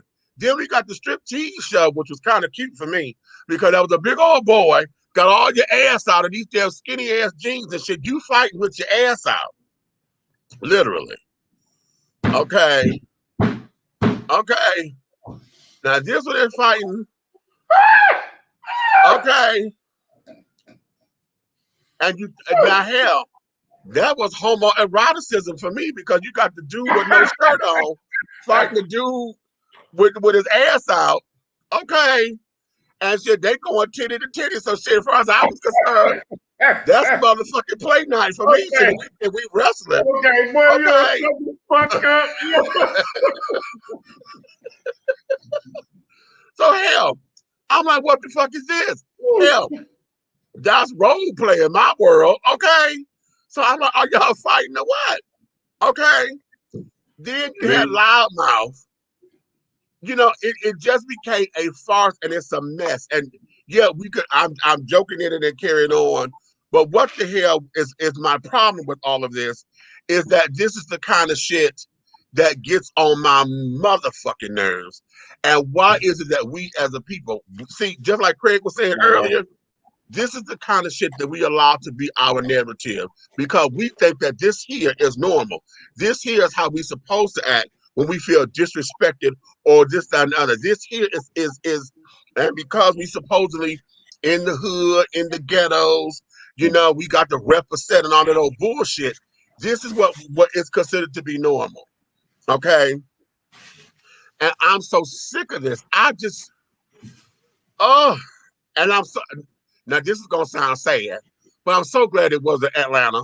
I'm so glad it wasn't Chicago. I'm so glad it wasn't Philly. And definitely no, I'm so glad it wasn't Detroit, but it was Michigan. So I'm, you know, that's still my shit. Because for those of you who don't realize, Benton Harbor is considered to be the little Detroit on the west side of Michigan. Okay. If you're going to Chicago, traveling down Michigan, where you're gonna run to Benton Harbor before you get to Chicago. Okay. Right. And Benton Harbor happened to be where the comedian Sinbad comes from. Okay, he was born and raised there. Okay. So them was your relative, huh? I ain't even them motherfuckers. You know, that's the family reunion. Every time you go to the family reunion and you say, okay, I'm gonna get to know my family. Did you see these little batch of goddamn heat that's coming through here? But I don't need to know them motherfuckers. I do it every time we have a family reunion. I said, okay, I'm gonna introduce myself because I don't know these folks. But then when you look at them, they come all up in here, they got tattoos in their faces and shit. You know, they sit up here, all that goddamn hood rat shit that they love to play. You know, I can't stand on that goddamn hood hip hop shit. I can't. Okay. And when they come in like that, I just know that they here. They after reunion, you must be related. Okay, good. I know that part. I don't even want to know your name because damn it, you gonna tell me you ain't gonna give me a name, you gonna give me a motherfucking number. Hi, I'm 734-562. Okay, no, I don't need no. No, I mean no. No. Take commercial. I'm for the switch studios. Okay, Houston Studios. DJ GK is in the waiting area. We coming to you in a minute. You go switch out. I'll take a commercial break. And by the time you come out, you should be up at the studio. I mean, switching out. Okay. All right. Wait a minute. What you say, Pat? No, Red didn't say that was your family. Yes, the fuck he did, trying to be cute. I don't claim them motherfuckers. Okay. I don't claim them children. What you say that was so uncalled for? I know it always is. It's always uncalled for. They was missing a lot of punches because they were. So they really did want to fight. See, and see, that's the other point of this. I was trying not to go there. That's the other point. They missed so many goddamn punches because they really did want to fight. This just was the flex. See, and the big boys thought that because they were big, honey, all they got to do was huff and puff, and it was going to be. But then the bitches and everything, all of them there thought that, well, okay, it could go down. But y'all fighting over a goddamn hamburger. A fucking hamburger. Bitch, I done took $2 out my pocket and threw it in the air. And bitch, if a burger means that much to you, get you one off the goddamn dollar menu. Here, have 2 of them on me. The fuck is this shit? Hell, According to the caption, they said with the 4 for $4. So here, you want $4. So you want a burger, fry, soft drink, and a goddamn extra little chicken nugget. Okay, girl. All of that. Now y'all done fucked up the goddamn store. Y'all see they knocked over the damn cash register. That computer ass register is not that's about $1,500 by itself. So for $4 fucking ass dollars and some change with tax, Michigan taxes 8 cents. So that's $4.16. Okay, you done fucked up this goddamn store, and now what was supposed to be $4.16 now done cost maybe $2,500 worth of damage. For real? And you going to jail because you sitting up here fighting in the public place. That's a what you said, they were huffing and puffing and out of breath. Hell yeah, they was out of breath. Shit. They big, they was fat, they didn't want to fight. Shit. Hell, and then you slipping and slide and carrying on. It doesn't make no sense, chat. It really doesn't make any sense. But again, reality show living. This is what we say we want. Okay, this is what we said. This is what we have allowed society to tell us is normal. Okay, we've allowed society to do that, right? Let's go to commercial. We'll be right back. Have you tried Big Rob popcorn? It's a wonderful anytime snack that everyone will love. Available in 3 flavors. Grown and Sexy, which is the perfect mix of cheddar, cheese, and caramel. Sugar Shack, a fruitful flavored mix of watermelon and apple. So delicious and good. How about spicy butter and white cheddar? Everyone loves it. That's why it's called good.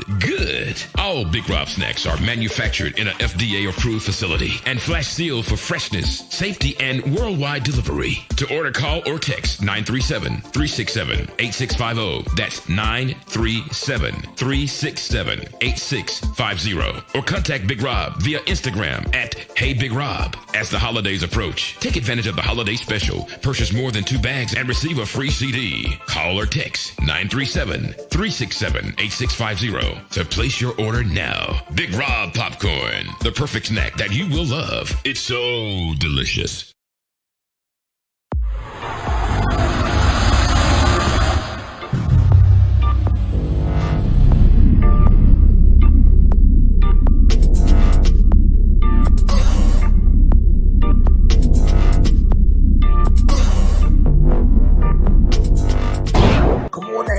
Black on, get into it. Black on, look at that David Ford right there, that's his thing. Black on, he don't know Tom.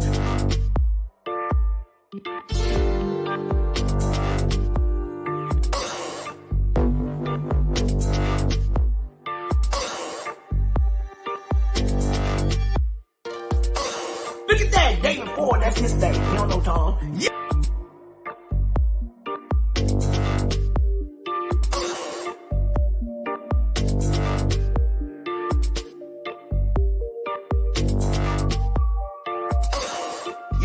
Oh, here we go. Oh, I can't see the demons. I can't see the demons, but I can see the light.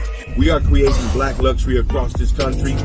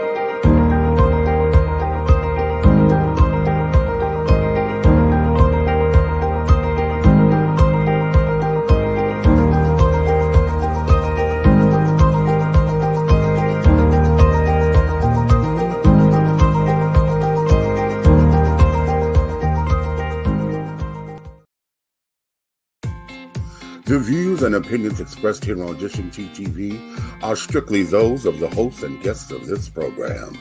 They do not reflect the views and opinions or governing actions of any of the sponsors or affiliates of Dishing Tea Entertainment, Artist First Entertainment, Big Guy ENT, Atlanta Hot Radio, Black GDP TV, or Diversity TV.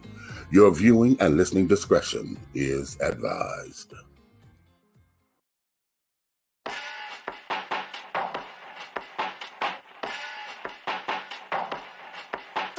Look, I got a bone in my bag. Guessing you don't like that. Used to be a didn't push back. Now I got a song written for that ass, yeah. You can't be too sure about me anymore. I don't beat on the bush coming at your door. Fuck being passive, now I'm a bit more aggressive. Can't be mad at that, it's for my protection, yeah. I ain't fucking round. If I said it, then I mean it. I won't fucking back down. I'm a man, I got principles above your fucking head. You ain't walking over me, pay me my fucking respect. Yeah, I said what I said. Said what I said. Said what I said. Said what I said. Said what I said. Said what I said. Said what I said. Yeah.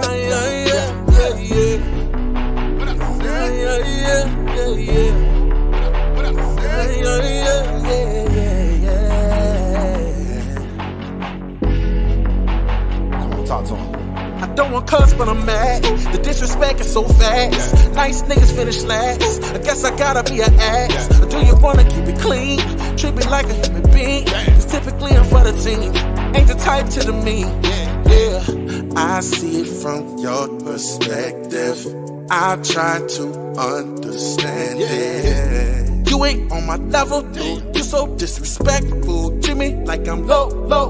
So, I ain't fucking round. If I said it, then I mean it. I won't fucking back down. I'm a man, I got principles above your fucking head. You ain't walking over me, pay me my fucking respect. Yeah, I said what I said. Said what I said. Said what I said. Said what I said. Said what I said. Said what I said. Said what I said. Yeah. Said what I said. Said what I said. Said what I said. Said what I said. Said what I said. Said what I said. Said what I said. Yeah.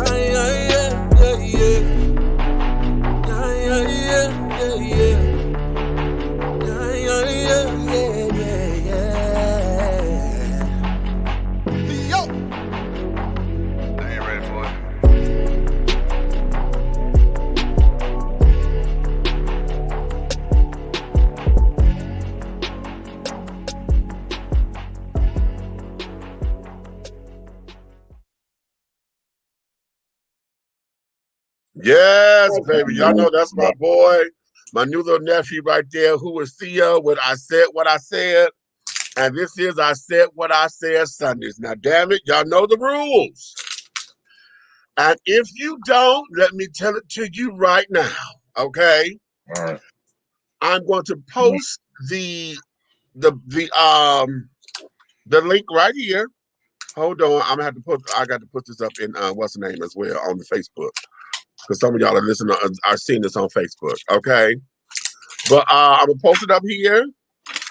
You're able to click on the link to come on up in here. Now, you got 5 minutes, okay, to state your piece, okay, on any topic that you want, okay? But here's the ticket. Don't you bring your ass up in here acting all crazy, stupid, dumbfounded, and all of that. I don't need nobody trying to come out of a bag. Don't come up here trying to trip shit up and all that kind of bullshit, okay? Because, darlings, if you come out of a bag up in here, we're going to come out of a bigger bag on you, even if it's just as gutter as me cussing you the fuck out, okay? Now, I want you to understand it, and because I mean what I say. Now, I said what I said, okay? Now, if you're coming up in here, I also need you to be able to hold your position. If you got something that you know is going to be kind of controversial or whatever, then I need you to make sure that you can you know how to handle a conversation and not feeling getting all in your feelings because you're being challenged. Okay? Somebody may not agree, but we're going to learn how to agree to disagree without being crazy and silly. Okay? So we could have, wonderful discussion, debate, conversation, and those kinds of things. So that's what we're going to do here. You understand? So we're going to get started because I'm trying to put this link up in here. Okay, there. Thank you. Okay. Wait a minute. Hold on. I'm trying to put this link up here in the Facebook so that y'all can find it there. Okay. There we go. Okay. So there we are. Facebook link is up and doing the damn thing. All right. Okay. So we're going to get started. First off, I'll be bringing special guest co-host up in here from Derek with the remixes with Derek, and also, honey, and this is Derek with the twist, honey, because this is also Helena Hologram, honey, in another world, honey, with Hey Bitches on the Nighthawk Network. Okay. Wait. Okay. A quick switch. Okay. All right. I'm not with you. I am not. Right there is Derek. Okay, your boy Derek today. Okay. But we're going to also bring up in here DJ GK. DJ GK. He's getting to bring this conversation up, and I want him to start it because I was going to bring this up today too because there's been some revelations.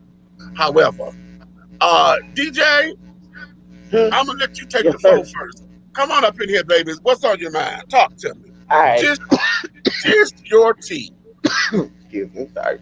Y'all already know. This Terrence, what's his name? Terrence Jackson. Am I saying it right? I'm saying it right, right? Derek Jackson. Derek Jackson, whatever. Right. That guy. That guy right there. Uh-huh. Right? Wow, my nigga. Yeah. Wow, yo. Yeah. Way to drop the ball, homie. Way to drop the ball. Like, all that talking you do up here, higher lifting, all that, right? And then you turn around and contradict yourself by doing the same thing you talking about, Holmes. Right. Like, what's up with that? Like, granted, you sat there with your wife holding her hand like some Ike and Tina type shit. Bitch, you better not say shit, but shake your head. Oh, excuse my language, but no, y'all already know I'm a blunt person. And I'm press pause for a second. Press pause. Because we got for those of y'all who don't know what we're talking about, the whole idea, relationship expert, Mr. Derek Jackson, y'all may have seen him on Instagram and carrying on. I know y'all may, if y'all was watching Sister Circle, he's been on Sister Circle and things and has done a couple of things. He has built an entire brand about being the male voice to women about relationships and how, speaking from a male point of view, giving the real of how men think and blase yacky, this, that, and the other. And, he sold us the whole idea of what a good man is. Okay? Because he was one of the ones to coin the term that black men don't cheat. Okay? Okay, hold on. I've been waiting to say this, Beach. And DJ GK brought this up in a prior conversation. And now that we're live all over the world at the moment.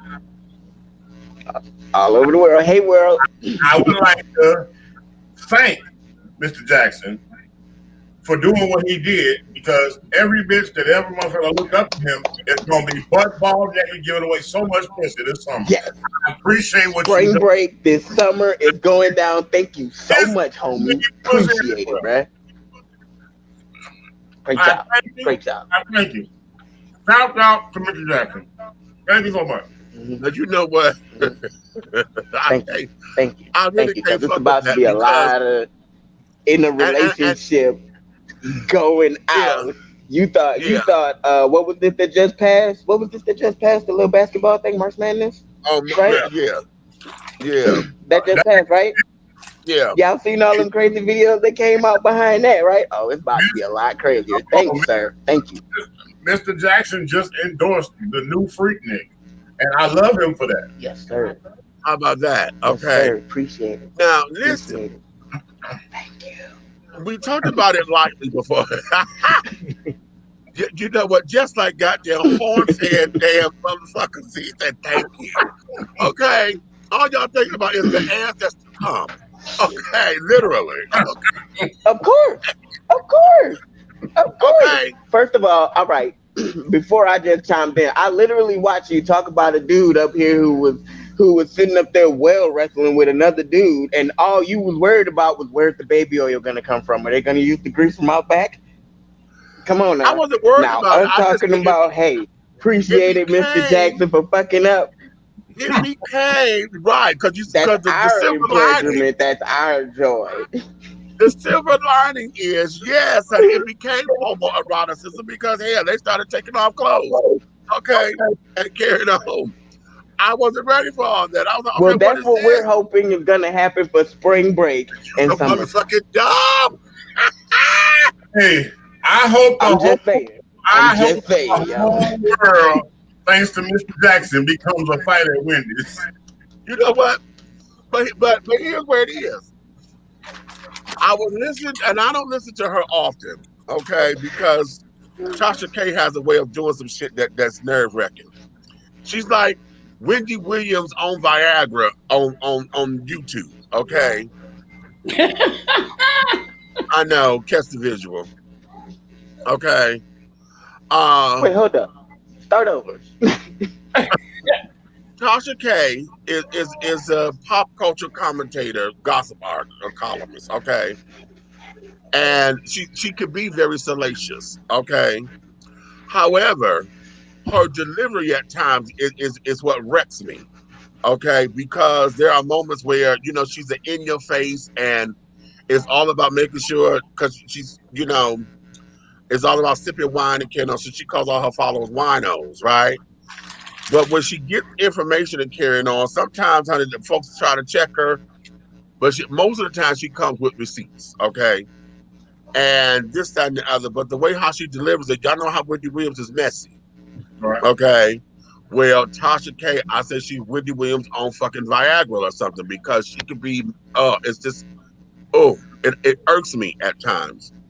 Okay, so I don't listen to her often. I would catch a story, but I've never sat down and watched her entire platform because I can't. Which is, I'm sure some of y'all may say the same thing about me.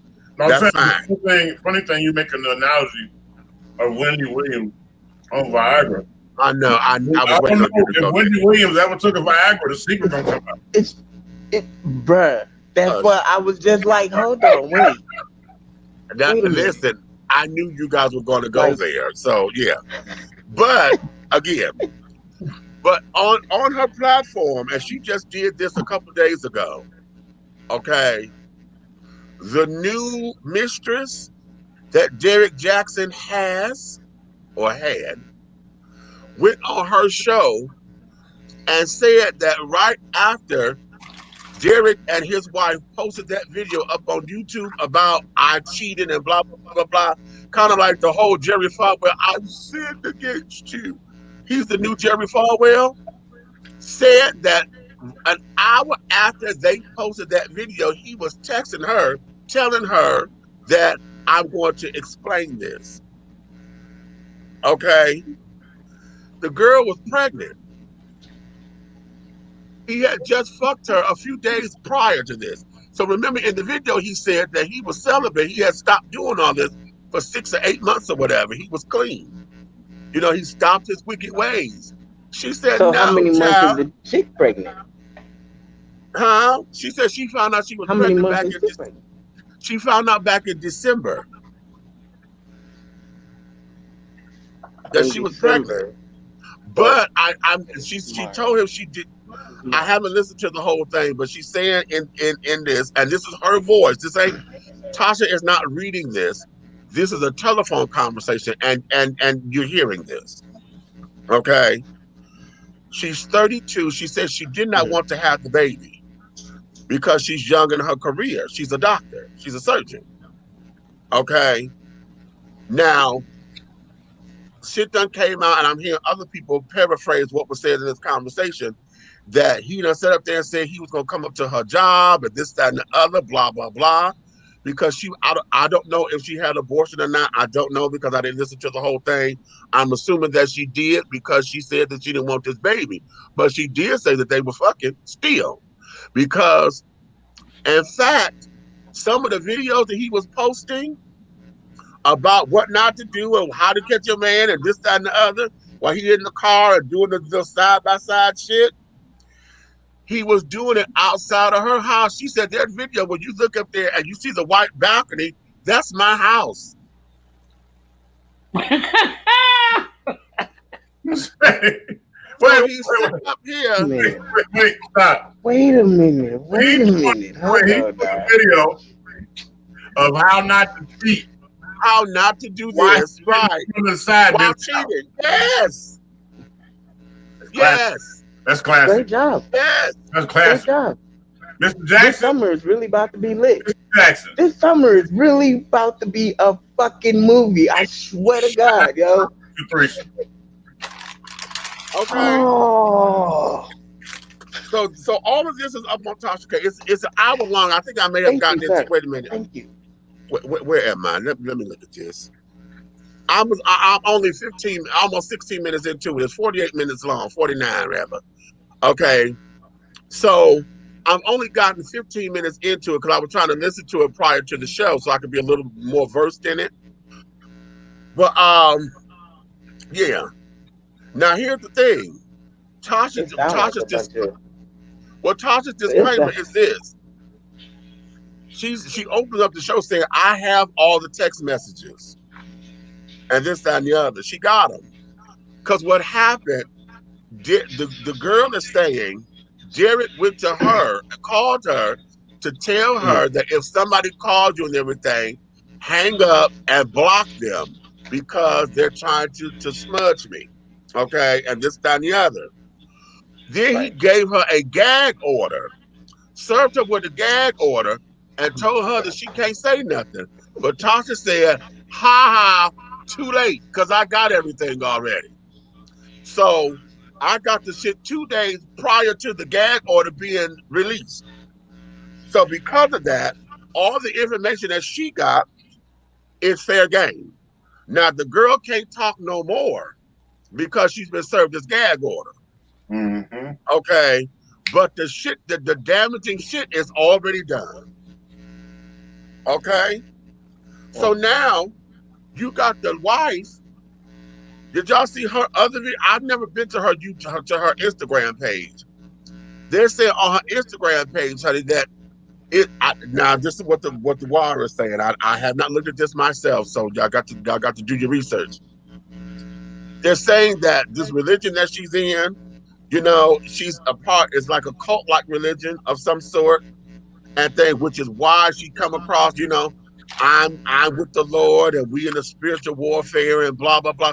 How she came on with her fatigues on and you see a bonnet and I see the cap of the head wrap of salvation or whatever she said, you know, and we out here to fight and blah, blah, blah, blah, blah. Okay. So this is what we're up against. Okay. So all this time, this man that sat down here and just destroyed the trust in everything. Because see, now here's what this is now. Because I'm looking at it from down the line. Because now, how is it that folks like Eddie Young Van Zant or Dwight, what's Dwight's last name? I can't think of Dwight's last name. But those, you know, spiritual counselors and gurus and carrying on, who are coming to you with advice and knowledge and things, how are they now going to be looked at respectfully? Because you had this man who using God and everything, because mind you, what was it? Somebody said this. I think it was Tammy Roman. Was it Tammy? Was it Tasha? One of them that said that Derek found this girl's love language. Her love language is God. So if you sit down there and put God in front of everything, and God is this and God is that, and oh, God is going to change me and blah, blah, blah, blah, blah. No, that wasn't that. That was fucking Daniva. That said that. You put God this and oh, I'm repenting and blah, blah, blah, blah, blah. Well, hell, that made her wet because it's all God's will and this, that, and the other. Okay? And he knew how to manipulate her emotions and this, that, and the other. Okay. So what is it that is going to come out of this? It's going to be something that's very interesting because, as you've already said, G, the floodgates are going to be open this summer, possibly now, because all of his followers, you know, they're going to rip him a whole new asshole. They're going down. They're going down. And I've already seen a couple of videos. I seen this one with this chick. She was like, okay, about 3.5, maybe 4 years ago now, you talked about my relationship and what I should do and leave my man, this, that, and the third, but yet you're now officially doing the same thing that my man was doing. So how can you explain that to me? I mean, Shorty was going off, yo. And then probably about 24 hours after that, it's this chick. I just started following her. I'm gonna get her name and I'm gonna send it to you, right? And I want you to go look at this video that she did. Her and her dude went to go get tattoos, right, of their names on each other's neck. Who you think went first? Of course. Of course she Damn did. sure. Well, I mean, it's supposed to be ladies first. Oh, child, please. They really it's have a way of making supposed to be ladies first. To their advantage. Bullshit. It's supposed to be ladies first, but somehow homegirl has got dude's head. So I mean, dude, I'm not even gonna lie. I seen the video. Dude was in love with this chick because he didn't mind going first. He didn't mind getting that tattoo. He was excited to get that tattoo on his neck of her. DJ And then she turned around and got in that chair and she said, "Nope, I changed my mind. I don't want to get it." And bro, snap. But as I watched this video, the cameraman has a lot to do with that shit. Whoever that nigga is holding that camera recording that shit, he's got a lot to do with that shit, because that nigga was saying a lot. I mean, he was just doing too much back talking, yo. Like, he was that instigator, and that's what that shit was. He got to be old girl's best friend or friend or whatever, because the nigga was just saying all kinds of shit. And then she just got in that chair and she was like, "Nope, not doing it." I mean, not even 2 hot minutes in this chair, my nigga. Like a quick 45 seconds, it was like, "No, no, I'm good." Yeah. Bro, snap. Bro, tried to kill me right there. Bro, tried to kill me right there. Yeah. People's emotions like that. You know?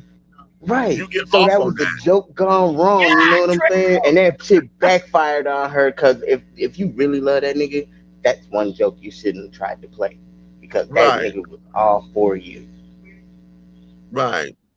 Okay. But it's always that way.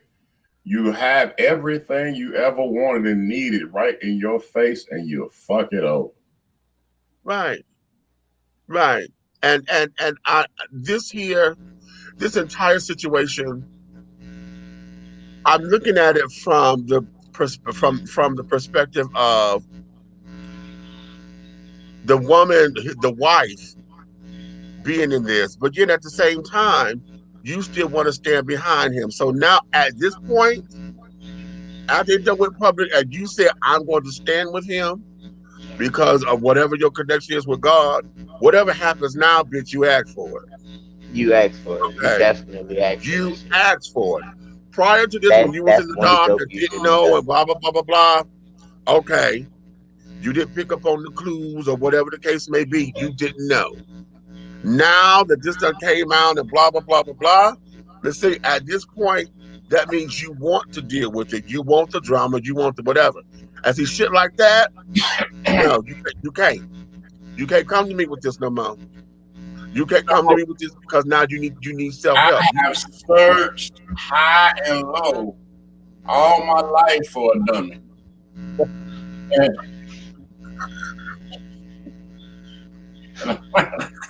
Hey, man, you ain't the only one, Holmes. I swear. Like, don't get me wrong. I am very happy in my relationship. I picked a winner. I definitely got a queen. But before her, I search for a dummy all the time. I always wanted a dummy. You know what? Let me ask this. Because you just said something. You said I picked one. I got a queen. We always hear that a woman got to kiss so many frogs before she lands a prince. What do men kiss? What is it that y'all got to go through before you find the queen?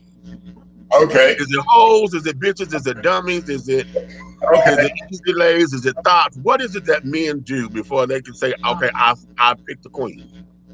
Okay, I'm gonna tell you this. Be able to tolerate her long enough in a 24-hour span.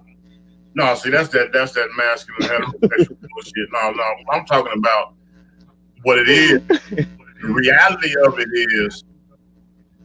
is you don't have to. You know, everybody go looking for what they like or what they want. Right.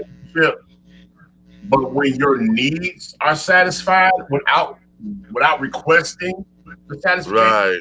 You know what I'm saying? When spaces are filled that you wouldn't even think about that's being automatically done for you, you start to learn that that's the part of you. Because all of us, like we said earlier, Noah's Ark, in twos.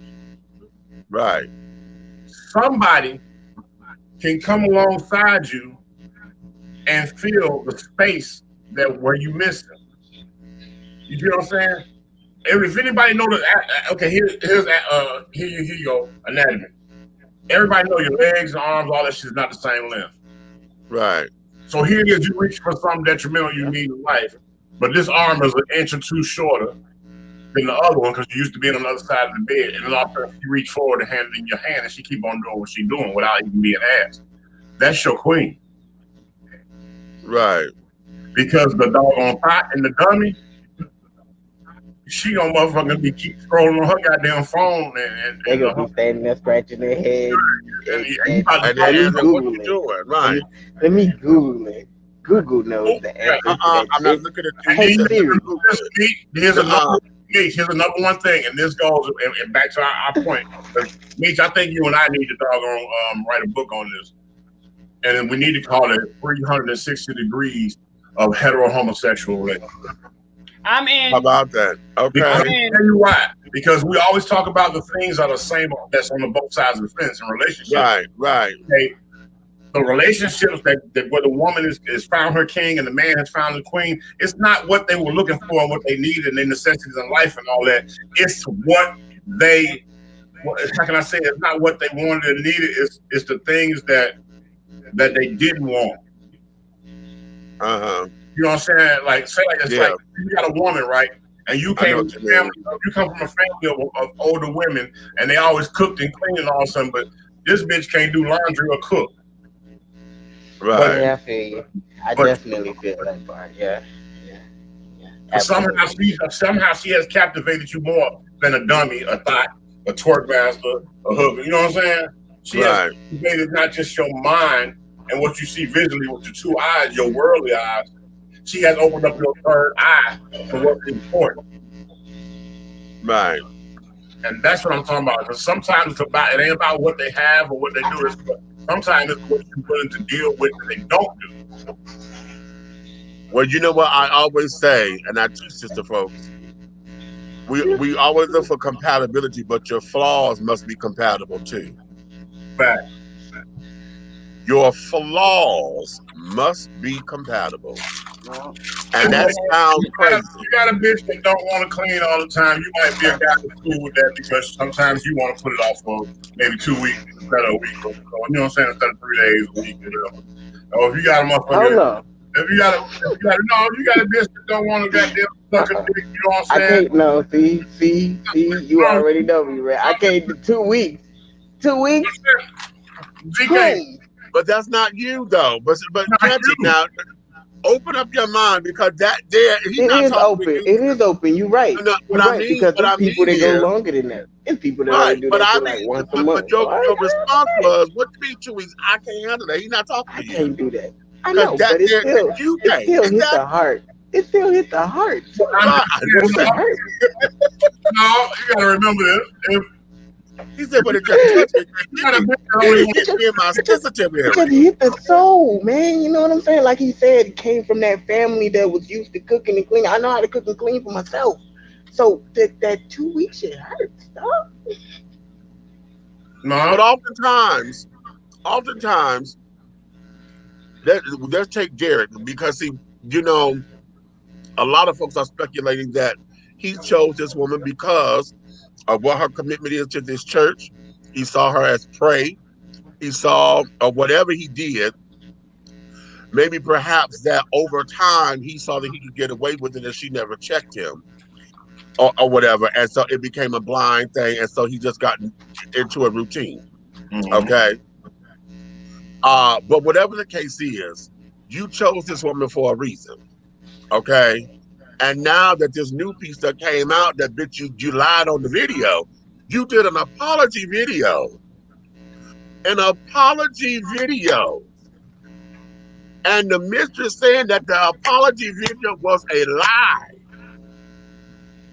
Because you just got through fucking him 2 nights prior to that. And then an hour after he posted it, he texted you to say, I gotta explain. What the fuck is this? I can answer that. Okay. The side bitch got better head, and her head is 24/7, 365 degrees. She's gonna suck your dick every session. Sometimes you ain't even got a motherfucking fucker. She gonna wake you up in the morning with head and breakfast. She's gonna motherfucking do all the things that motherfucker goddamn that this mother woman think. Okay, like I said, like I was trying to say, you get this woman and she might want to suck your dick once or twice because she know that's part of the motherfucking routine, right? Some people gonna deal with that because they might want to eat. Hey, shit, I really ain't too fond about eating ass, so I ain't gonna eat no pussy. You know what I'm saying? So guess what? I sacrifice goddamn a couple of times you do and leave it alone. Okay, but now, what about that woman? Remember what I told you? Let's talk in code for a second there, Mr. B. I'm gonna say the word kryptonite. You understand what I'm saying? Right. So when kryptonite comes around, you don't get rid of kryptonite. You create a screen that kryptonite is gone. Because you want kryptonite to be there at all times. Because kryptonite gonna motherfucking goddamn ride you backwards and suck your toes all in one motion. Okay? I mean, make you weak. You feel me? See how and that then when shit kryptonite get up, kryptonite gonna tell you, check your account. Because it's about $500-$600 just dropped in out of the motherfucker's sky. You know what I'm saying? That's kryptonite. That's why he motherfucking playing. Okay, now you know what? Now, let's go here. Let's go here. I'm looking at that militant bitch sitting over there, sitting on the couch with her motherfucking thing on her head, sitting, looking homely as fuck. He's supposed to be fucking somebody else, bitch. Get a clue. Now let's go here. But wait a minute, because is it that damn primal? Are we that primal to where most of all of this just revolves around sex? Yeah. I wasn't talking about just sex. If it was a side bitch, yeah, it's sex. Okay. And the reason why, if you're not married, yeah, it's a whole other fucking ball game.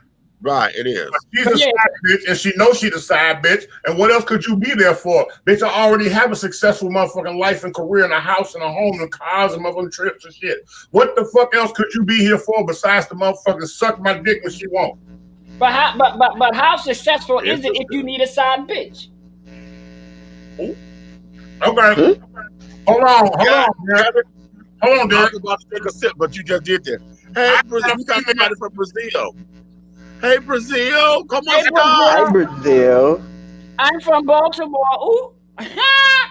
Look, I had a whole female years ago turn over after fucking me righteously and turn around and she said, oh, I just thought about something. It's funny. I'm like, I said, what, baby? I've been your side bitch for 12 years. You want a promotion? God damn it! No. But you know what? and the sad part to that, And you just proved it. Where the sad part to that, some people don't mind being the side bitch or the side nigga. That's all they want to be. They How don't about want to be in a that? committed. They don't want to be in a committed relationship. They know, everybody know that's the side hoe and that's the side nigga and that's what you are. And she has to like it. She was a side bitch for 12 years. It's okay.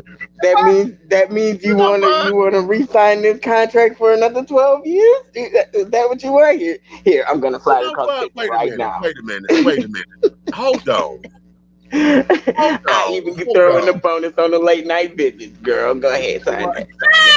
And this goes on for you. I'm about to say something that's kind of tripped out, because I remember that they explored this particular topic on All My Children. When Palmer Cortland died, okay, what was his first wife's name? I can't think of his first wife's name to save my life. That was Nina's mama. But then he was married to Opal, right? Okay. Opal and Palmer were made for, that was his real soulmate, okay? But Opal told the first one, I almost called her name, damn it, told her at Palmer's funeral, because she showed up at the funeral. And she was telling her, honey, I didn't know if I should come or whatever, but I wanted to pay respects and I didn't want to disrespect you. I'm paraphrasing. And Opal sat down there and told her that she was cool with her because anytime Palmer went out of town, I just knew that he needed to have that special Daisy, thank you, baby. Thank you. Daisy Cortland, that's it. Because the daughter name, because Dixie, okay, right. Daisy Cortland, okay.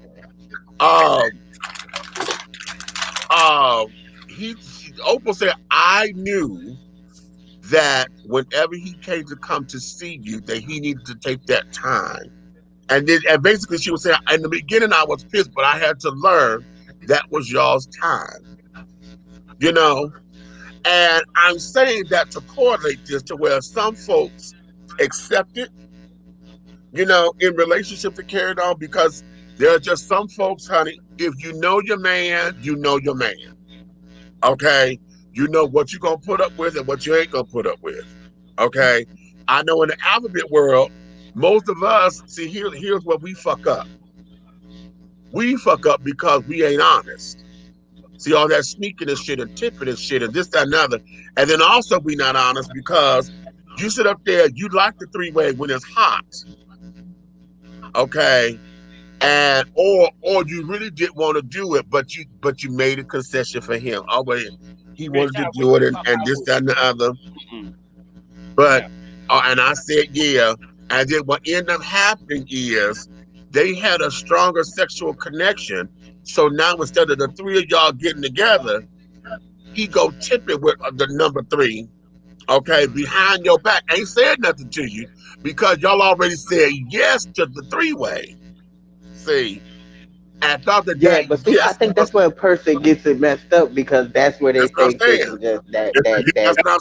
exactly one time means to continue dealing with this person. No, this is a one-time thing. It's a one-time thing. A person needs to understand that it's a one-time thing doing this together. But whatever, hold on, sometimes it's not a one-time thing. You know what I'm saying? Sometimes I have been in a full-blown relationship where I had to satisfy 2 women for a year. But I knew the rules was I'm not goddamn it finna tip off with one out of town, the other one. I'm not doing that. Now I'll play the doggone situation where we hanging out still, we going to dinner, we hanging out, take care of whatever. But when it came down to the intimate moment, I'm not doing one without the other. And see, and you are actually one of the few, because a lot of people go into this and say, okay, babe, we're gonna do this one time, blah blah blah. Like Meek said, somebody get caught up real big on a dick or a pussy, and then that one time turn into multiple times. But that's not the initiate. That wasn't the way that it initiated. Yeah, but I had okay, we're gonna bring Margaret into this, and we're gonna wear her pussy out, and then you realize that Margaret pussy was better than her pussy, so then Margaret becomes a side bitch, and you still the main bitch. You know what? I had sense enough to know that I get to hit this pussy 1,000 times if I only hit it when I hit it with my teammate. Here's the thing, though. All the time, it's not necessarily better, quote unquote. is that somebody have a new technique and it is new. Right, it's something different. I mean, if you're used to always being with your dude or your girl, and you're always fucking missionary style, and this bitch all of a sudden want to get fucked doggy style, bitch, you done fuck missionary style for 10 years, and now somebody wants you to fuck them doggy style, bitch. Yeah, I'm here for it. Right, you know, and then it done created this whole fantasy or this whole setup and this whole up in here to where now you after the chase. Yeah. Because you ain't never nutted like that. Oh my God. And oh my God. So, all of that. Like, of course. Of course. Exactly. Okay. Like, damn. She did that thing with her. She did that little twist thing with her tongue, man. Okay. Like, look. You see red face? You saw red face when I said that shit? Yeah. You saw how he quickly just was like, yeah, he knows what I'm talking about. Yeah. And you can chase that bitch. Chase that bitch for months. But the whole thing of it is that this dude has set up here, and for whatever reasons, you have multiple women over the. I think he said they've been together for 12 years or however long they've been married or whatever. However long, you have had multiple women in your relationship, and you still lied during the fucking apology. So now, at this particular stage of the game, men folk, what is it that needs to be said? Because when we have relationship quandaries and carrying on, where are the books out there specifically for men, man to man? Okay? Where are the books out there that say, listen, this is what we need to do to ride relationships or whatever? If you're a motherfucking dog and you know you're about dog, particularly on, I'm going to say this, and y'all may get mad at me, but I don't give a fuck because that's y'all fault because this is y'all's damn creed. Y'all the ones go barking at every time we see y'all. That's them damn omegas. Y'all are known to be dogs, okay? Now, I'm not saying all of you, okay, because some of y'all are upstanding citizens. Probably most of you are. But y'all's creed is to say, I'm a dog, and I this and I that. And dogs will fuck anything that moves, honey, when they get horny. Y'all seen them. Hell, if a dog is horny enough, he starts up there trying to fuck he hump his damn master's leg. Okay, shit, but is the dog a mutt or is the dog pedigree? Hot damn, you know what? Fuck you, goddamn it.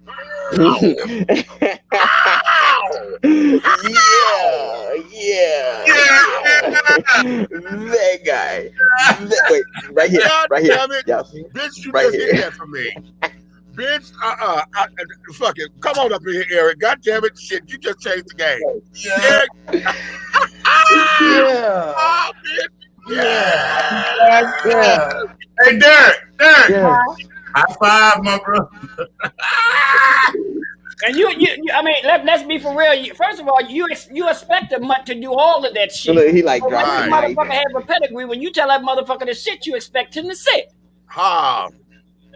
So yes, those cute that are rude, most of them are probably mutts. You are absolutely right. You're absolutely right. God damn it, wait a minute. That's a new banner. That's a goddamn new banner. That's a new banner, damn it. Damn. That's a new banner. Damn. Ooh, that's a new motherfucking banner. Come on, banner. What you gonna write? Hey, what you gonna write up there? 12-year mutt, always a slut.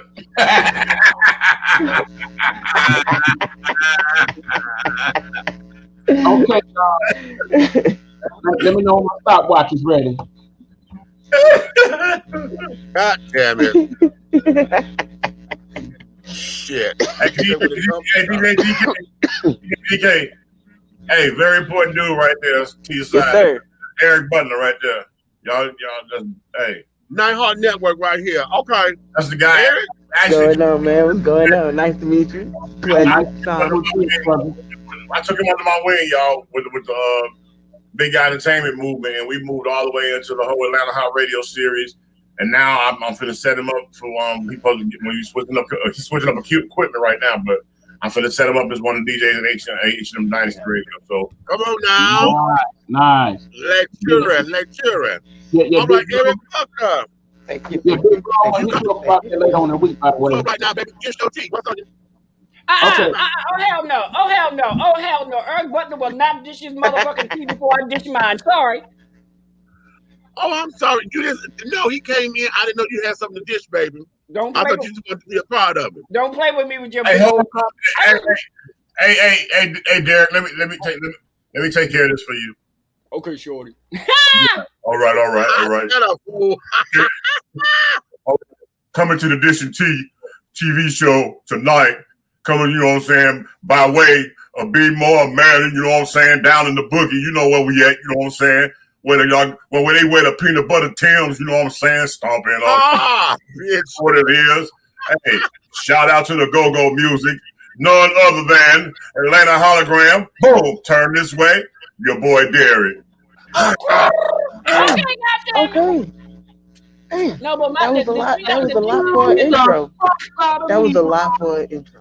The thing that I wanted to talk about that really teed me off is that,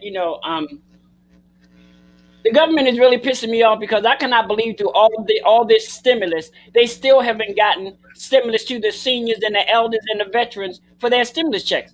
They should have been one of the first motherfuckers who got them. No, because just like them people's regular checks, that's when it should normally come. First and 15th. No, that's not how it goes. Because if you're giving everybody else their check at a certain time, how are you going to make us wait until we get our check to give us that check? Because everybody else, people get unemployment, they still got their damn check, and they get checks. They did get their check, and then you got other people that can't get their checks until they do their taxes. So. Right, but what I'm saying is, if you're on SSI, SSDI, we don't file taxes. Only thing they need to do is call. So that shit will automatically come at the beginning of the month. So I mean, it's gonna come, but everybody has to take their turn, right? It's like that revolving door. Everybody time out. Oh, we're missing you. We're missing everybody because everybody's talking to me. Start to get static. Now, hold on. At the end of the day, man, what I'm trying to tell y'all is everybody knows the reality of it and the way it should be in the United States of America. They should have been first. Right. They should have been first. All the SSI, SSDI, all that, the veterans, all that should have been first. You're right, but didn't they do that the first 2 times? No, they didn't. The paperwork is set up for them to doggone hold us on the back burner. What I'm trying to explain to y'all, what I found out was, did you know that the Social Security Administration was holding the damn 30 million people shit hostage and did not send it with the date that they were told to send it? And then the doggone IRS had to send them a threatened motherfucking goddamn affidavit of said you got 24 fucking hours to get that shit over here to us, or else we coming. And that's exactly what the fuck. Why the fuck? And they did that last Thursday at 8:18 a.m. Thank you. I was just about to say that had to recently happen. I had to miss that. Right. I had to just miss that part. It happened. Actually, they sent the information to IRS last Thursday at 8:18 a.m. Mm-hmm. And everybody thought it was IRS, but it wasn't IRS. The holdup was Social Security Administration sending them the information because the information they need was for the people who are getting their money through Direct Express. That's their debit card. Right. So technically, if they wanted to, they could have gave them their money. They need was that information. I'm very pissed off with a lot of this because see, we're in a change of administration, and I bet you dimes to donuts that a lot of Social Security hold up shit is because a lot of them are Republican and don't like the current administration. Yeah, I bet dimes to donuts on that because a lot of the shit that's going on. This is a lot of them ain't switched out yet, so this is retaliation for bullshit. That don't make no sense. This is to have nothing to do with that. Why do you have to be threatened? You know what I'm saying? You can't. Right. Why did you have to threaten somebody to send out something that's supposed to be for everybody anyway? Federal agency. How about that? Right. Social Security is a federal. And you're right. You're absolutely right. Yep. Okay. So why does one federal agency got to threaten another federal agency to do it? It would have been different had this been state to state. Right. Okay. Because the states always want to fuck up the damn shit. Right. Okay. So you have to put pressure on them because the states will say, well, no, well, based on our state constitution, we ain't got to, and the federal government has to say, no, bitch, because the constitution of the land states this. The federal constitution is going to trump this shit when it comes down to federal coin. But when you talking about federal over federal, bitch, that's all internal. Yeah. That's Republican over Democrat bullshit. Some And the thing that happened was the all-powerful Ways and Means Committee got together and they send the damn Social Security a letter say, look, you got 24 hours to send in this shit, period. Right. But my thing is, why did it take them to do that? Bitch, you knew about this since the bill was signed. Right. 2 months ago. but the whole thing of it is 2 months ago. It's the passing the buck syndrome. Everybody waiting around, not wanting to ruffle feathers and this, that, and the other. And then the act of faith by saying, listen, I'm giving you time to do this because I don't want to come down on you because I'm trying not to micromanage you. Okay? And then not trying to have government in everything. Right. But hell, but you are government, bitch, so you are in it, bitch. I need to be, my foot need to be in your ass. But when that damn agency asked them what the fuck was the holdup, they had no excuse. Not even. They won't. No, I'm saying, no, I'm saying the correspondence between them, they didn't even have a response. No, because it's personal. This is in direct defiance to whatever Republicans and things feel as though Biden shouldn't have won this damn election. Because I don't know why, but folks still believe in their hearts the way Christians believe in Jesus and Muslims believe in Allah, that the presidency was stolen and that Trump really won, but this was stolen from him. Folks still believe that. You ain't gonna change their mind. I don't care what the science say. I don't care how many times those votes have been counted. They've been counted 6 goddamn times. And they won't believe it. Again. Okay, they won't believe it. No. So, the problem is it's fake news. It's just fake. Right. It's just fake news. You just and catch it. It was counted by Republicans. I know Georgia, the guy in Georgia was Republican. And he said he went on record, my vote was for Trump. My vote was for Trump, but Trump lost. Hey, let's switch it up. They fucking My vote wasn't for Trump. They fucking with us. Fucking with us. Can't you tell? What? Soon, you know the subject. They listen to us, bro. You know we're hot, bro. Oh, honey, you know what? I know that. I know that. But listen, here's where this is. Just because we say you don't have to agree. See, this is the part that they have to understand. You ain't got to fucking agree, goddammit. But my constitutional right said I can say it. And because and what I'm saying doesn't have any consequences because it's not against the government. What we're saying is your asses need to fix it. And as a power to the people kind of thing, this is a democratic society. I am your boss, bitch. Pretty much. My taxes help fund you. So no, you may not like what I have to say, but goddamn it, you gonna listen. If you gonna listen well. Now, goddamn it, shit, don't just because you don't like it. You need to record it or write it down. Let me know. Let me know. Shit, Buck, go ahead. Here's my message to Trump. This was you and your homies. This is you and your homies now. Oh, is that Big Rob? Yeah. Let's reclaim our Cheetos, honey. I know that ain't Big Rob popcorn. I think it is. Let us move on, people. I have no clue. I could tell you. Good evening. He put on the Malcolm X glasses. You seen that shit? He put on the Malcolm X glasses. Y'all didn't think we noticed that shit. All right, let's continue to the next subject. Okay, come on. Come on with it, my brother. Let's go. Buck you up. What's up? Just your tea, Buck. Allow me to educate y'all on something right quick, my brothers and sisters. We need to have an understanding. We need to have an understanding about this weapon that we have been given and that we are not thankful for and not using properly at times. This weapon I speak of is the mobile telephone. Uh-huh.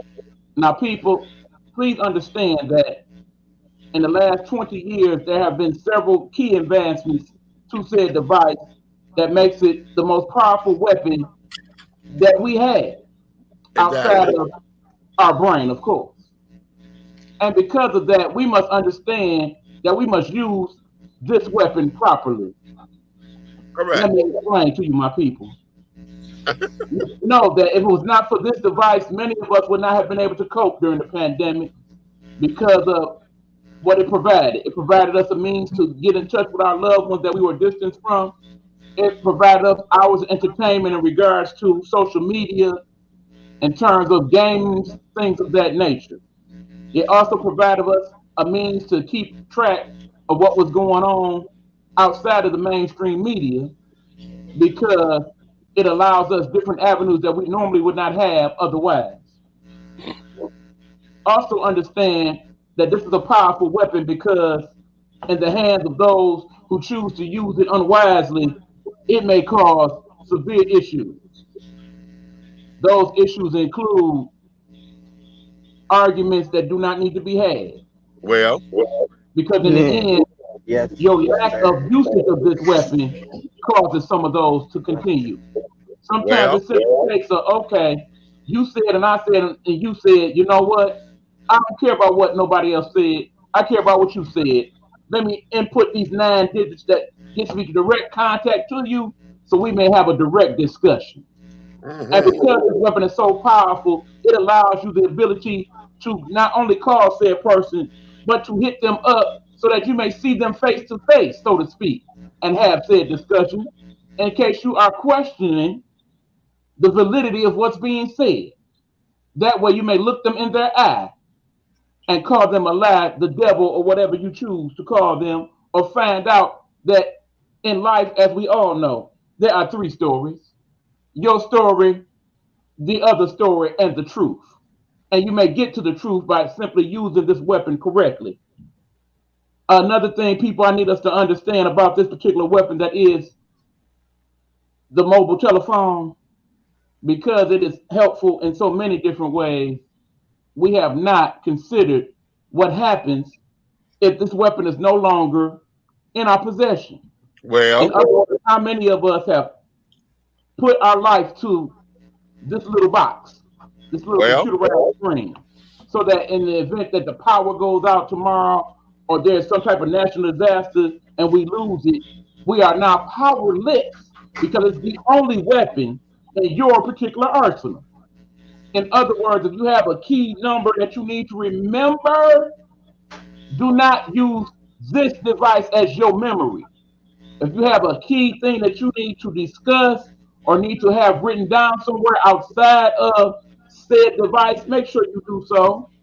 If you have a situation to where you have very vital information on this device and the only way it can be accessed is through this device, you may actually want to make sure you save it to these things that we call the cloud or our computer or that other little small thing we call a flash drive. Because in the end, one weapon should not be your only weapon. But if this is your only weapon, make sure that you are using it valuably and wisely. That, my friends, is today's message. I thank you. All right. All right. All right. I'm Reverend Eichner. Most I said. I'm an '80s baby, so you know. Okay, well, I was raised. I'm pretty sure all of us in here was raised off a pen and a pad, and I would hope a lot of others. But I understand you explaining that for those 2000 babies and up. You know what I'm saying? Because I can't lie, the '90s. Okay, I give y'all credit where it due. Even '99, even though that would still be classified as 2000. Yeah, because in the end, this weapon right here is a lot of people's sword. But you know the old saying, the pen is mightier than the sword. This right here is something dangerous. You feel me? It's definitely something dangerous. You know, I don't know how many times I sat there and had to look at a keypad and be like, oh yeah, I remember that number.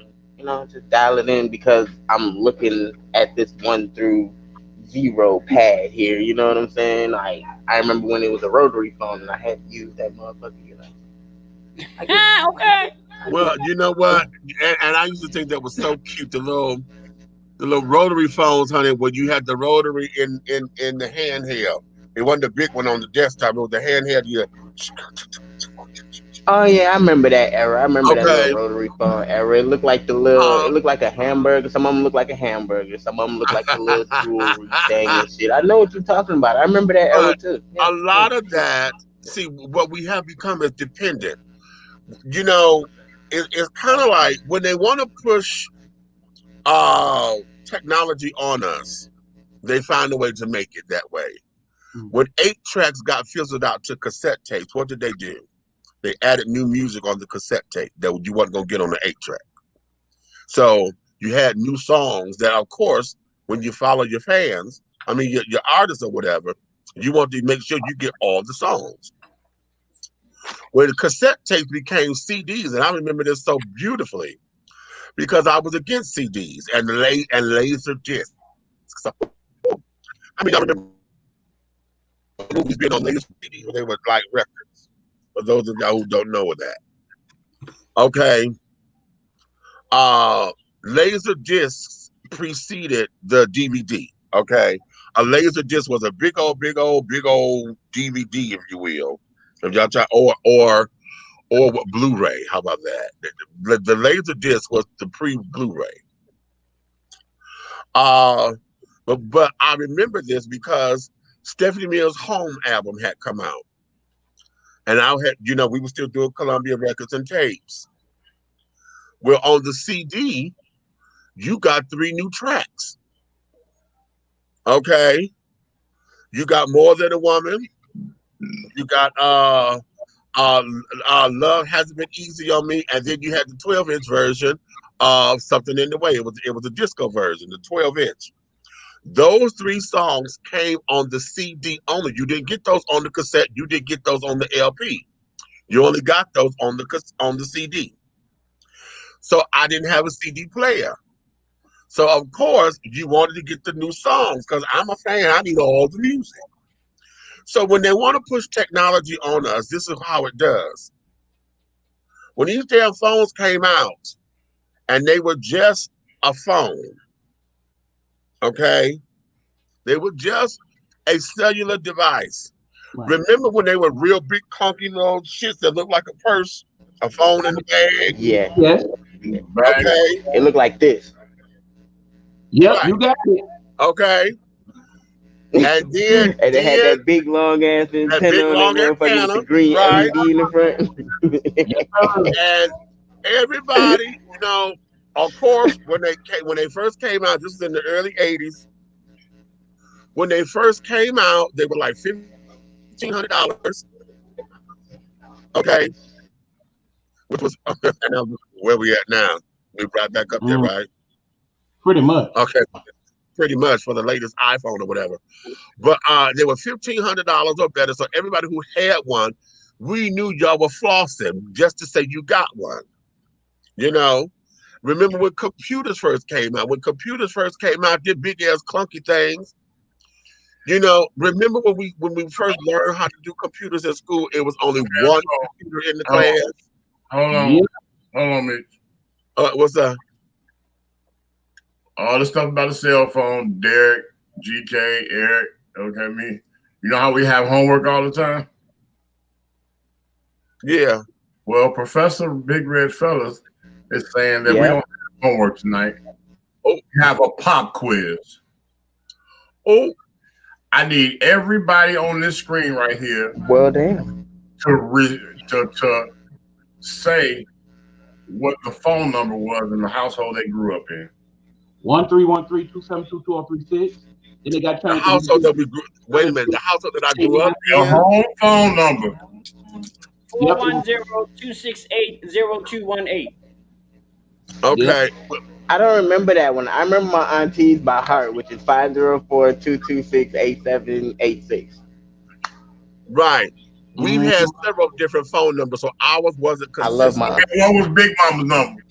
Big Mama's number was 832-5266. That was my aunt's number, and then Grandma's number was Woodward, which was What were 86? Yeah, 863. 7526. Yeah. That's right. 447-9144. That was grandma. My number 836-8176. 773-873-5461. My whole life.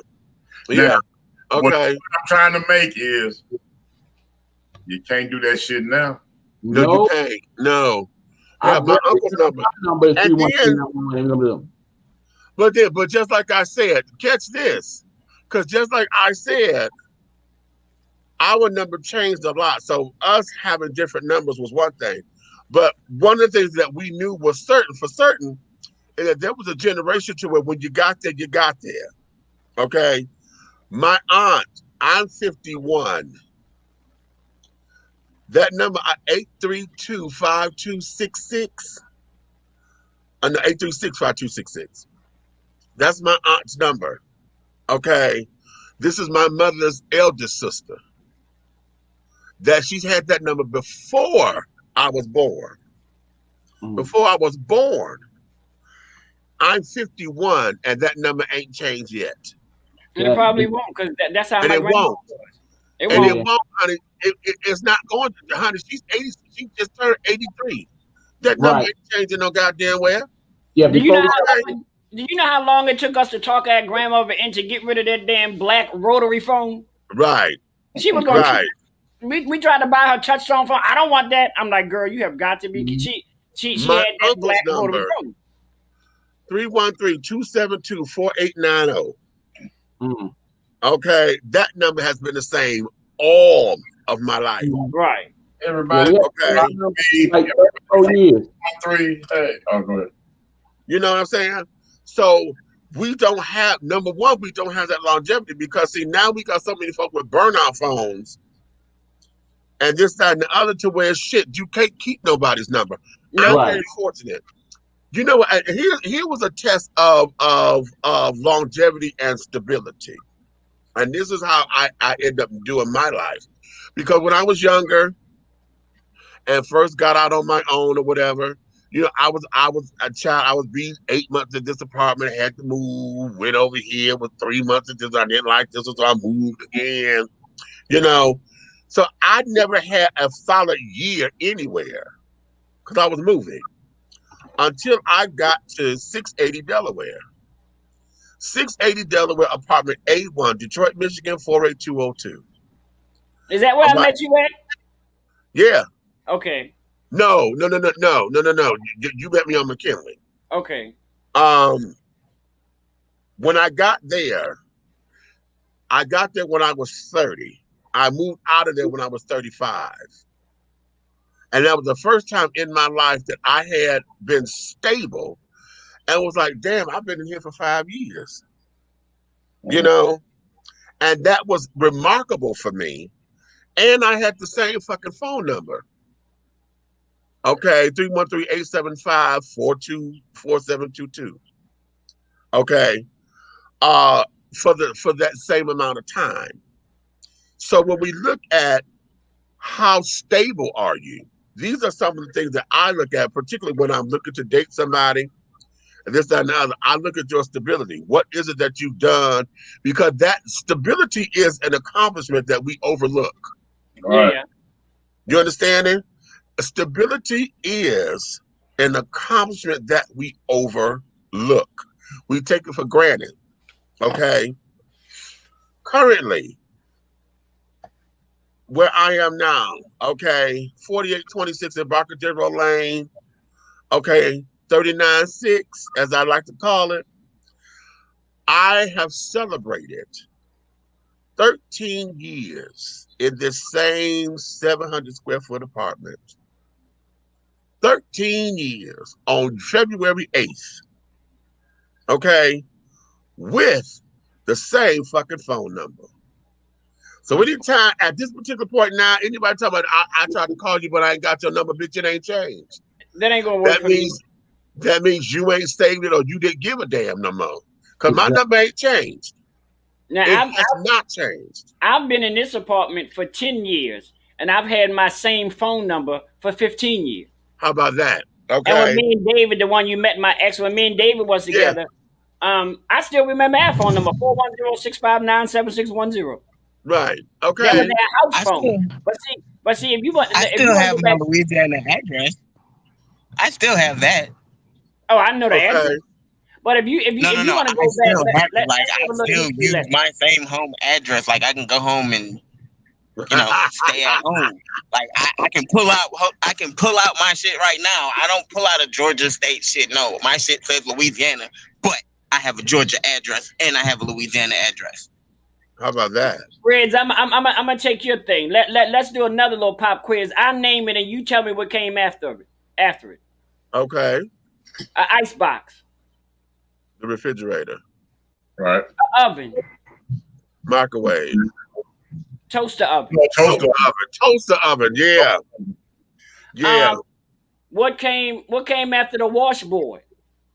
The washer. No, the ringer. The washing machine. There you go. The ringer.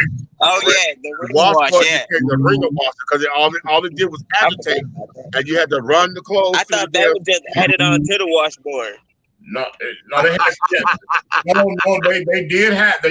He's right. They did have one where the washboard connected to the attached to the washboard. It was above the washboard, and you squeeze it out, and then you put it on the washboard, and wash it again.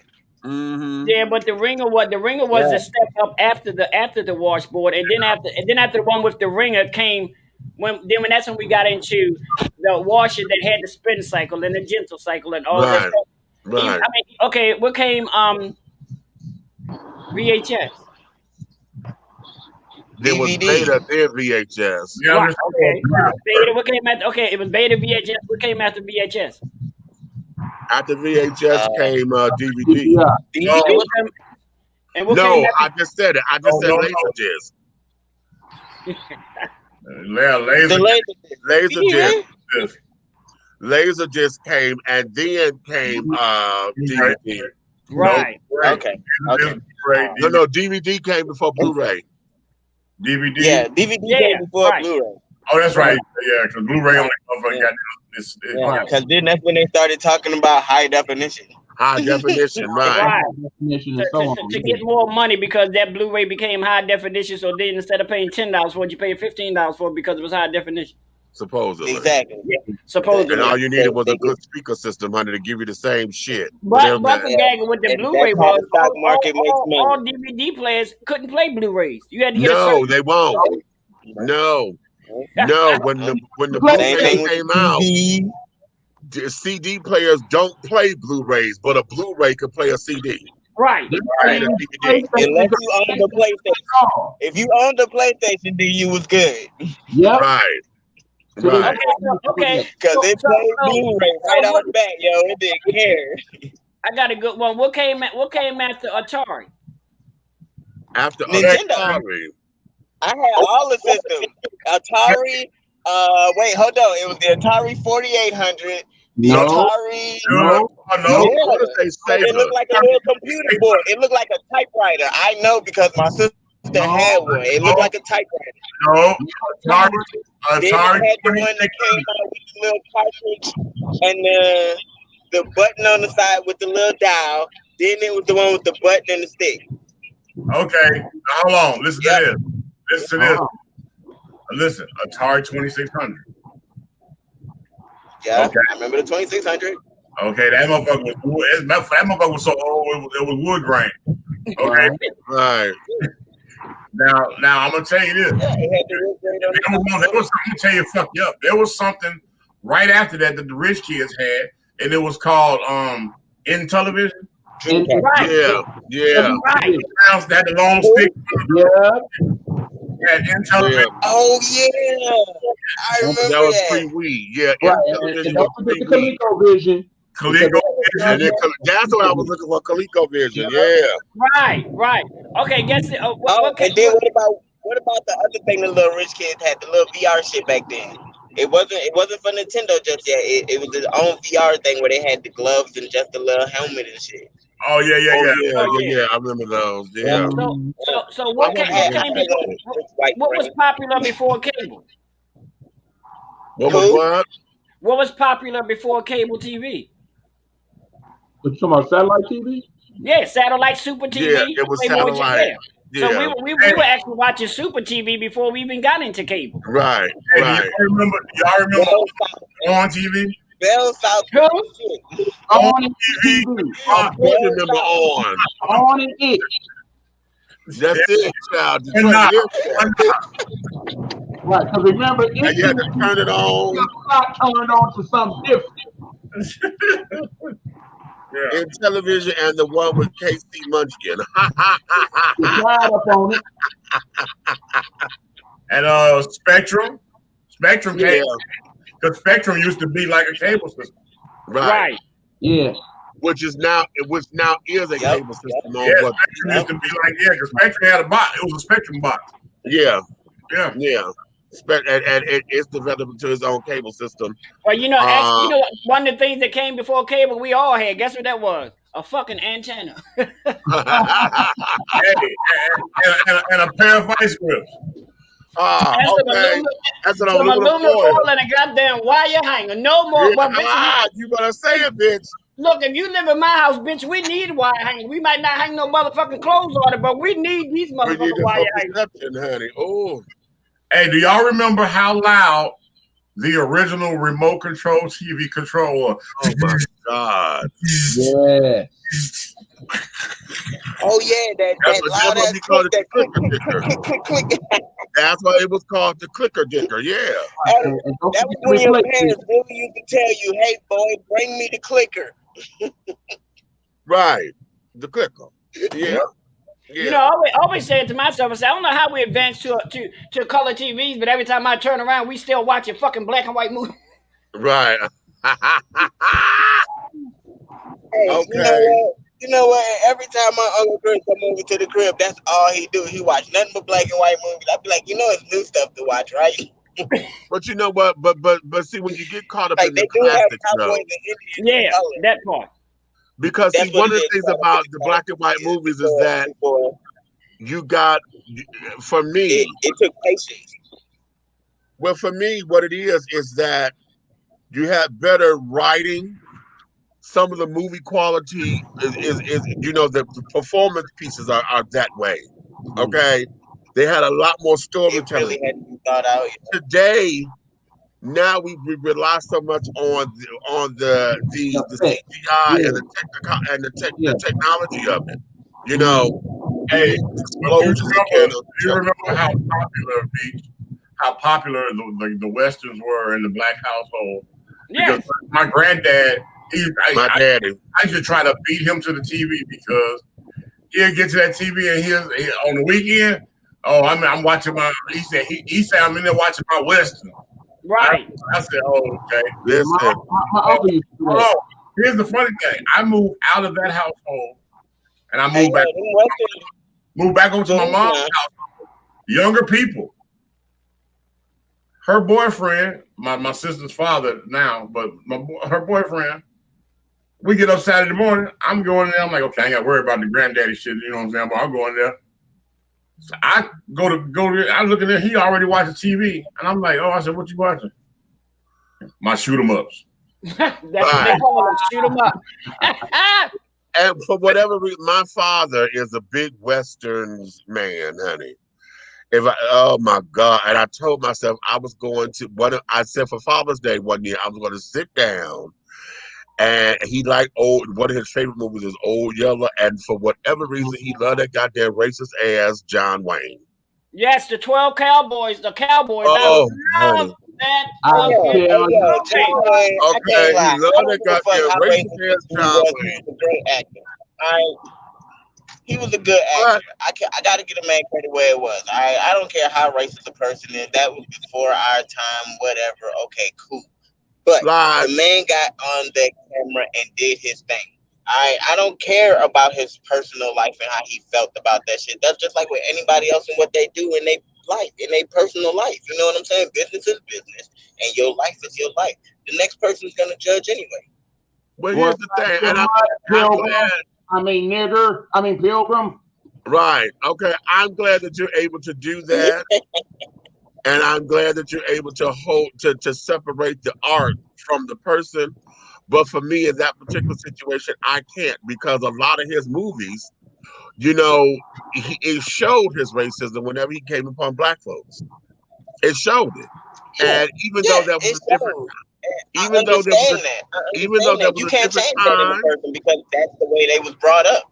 even though there was a different time and a different era, racist ass John Wayne cannot get my respect because of, just like now, when you're trying to sell that, we just talked about that with Derrick Jackson. You're trying to sell me a nice, clean American dream, and then you a motherfucking hypocrite to it. I can't support that. Right. Well, I didn't like Elvis at all. Right. I didn't like Elvis at all. Right. I gave Elvis. When I started liking Elvis, I'm gonna tell you when I started liking Elvis. I started giving him, okay, I'm cool out on Elvis, because I used to use him in my stand-up. I talk about him real bad. I used to talk about him so bad it was ridiculous. But I just, when I chilled out, when I know Michael was slick fucking his daughter, I said, okay, we have overcome. Shut up, fool. And like I said, fucking his daughter. Michael Jackson had married his daughter. Yeah, he married Reg, I know this. Marie. Reg, I know you know the answer to this. Name one of the only black actors that played on Rifle Man. God damn it. Was it 48?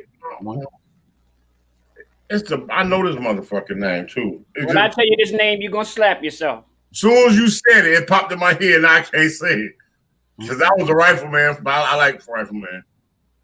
Oh shit. I ain't gonna be able to say it because I've been smoking today too. So Sammy Davis Jr. Right. He played the craziest looking cockeyed cowboy all the time. I didn't watch the Rifleman like that, but yeah. But for that time era, he was the it man. You know, he was the Denzel of his time. You know, because he got in and just yeah, and that was because he was with the Rat Pack. That's basically gave him his free pass to the other side. Right. And Sam, I always got to mention him in that conversation. For him, not to put Sam Cooke on too. You know what? For him to be in that circle, that speaks volumes, bro.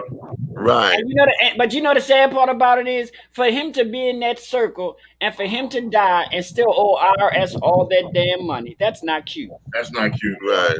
See? Right. But that goes to show you that whoever his business managers were, they didn't handle his business. But you know, and I'm gonna take this from my girl Oprah. One thing that she said, picture it. Oprah Winfrey interviewing Tony Braxton, and Tony Braxton made the statement, well, Oprah, you know how it is when people sign your check. Oprah, no, I don't, because I sign my own damn checks. Right. She was like, Tony, why do you need $5,000? Why do you need a $5,000 8-piece Gucci China set? Okay.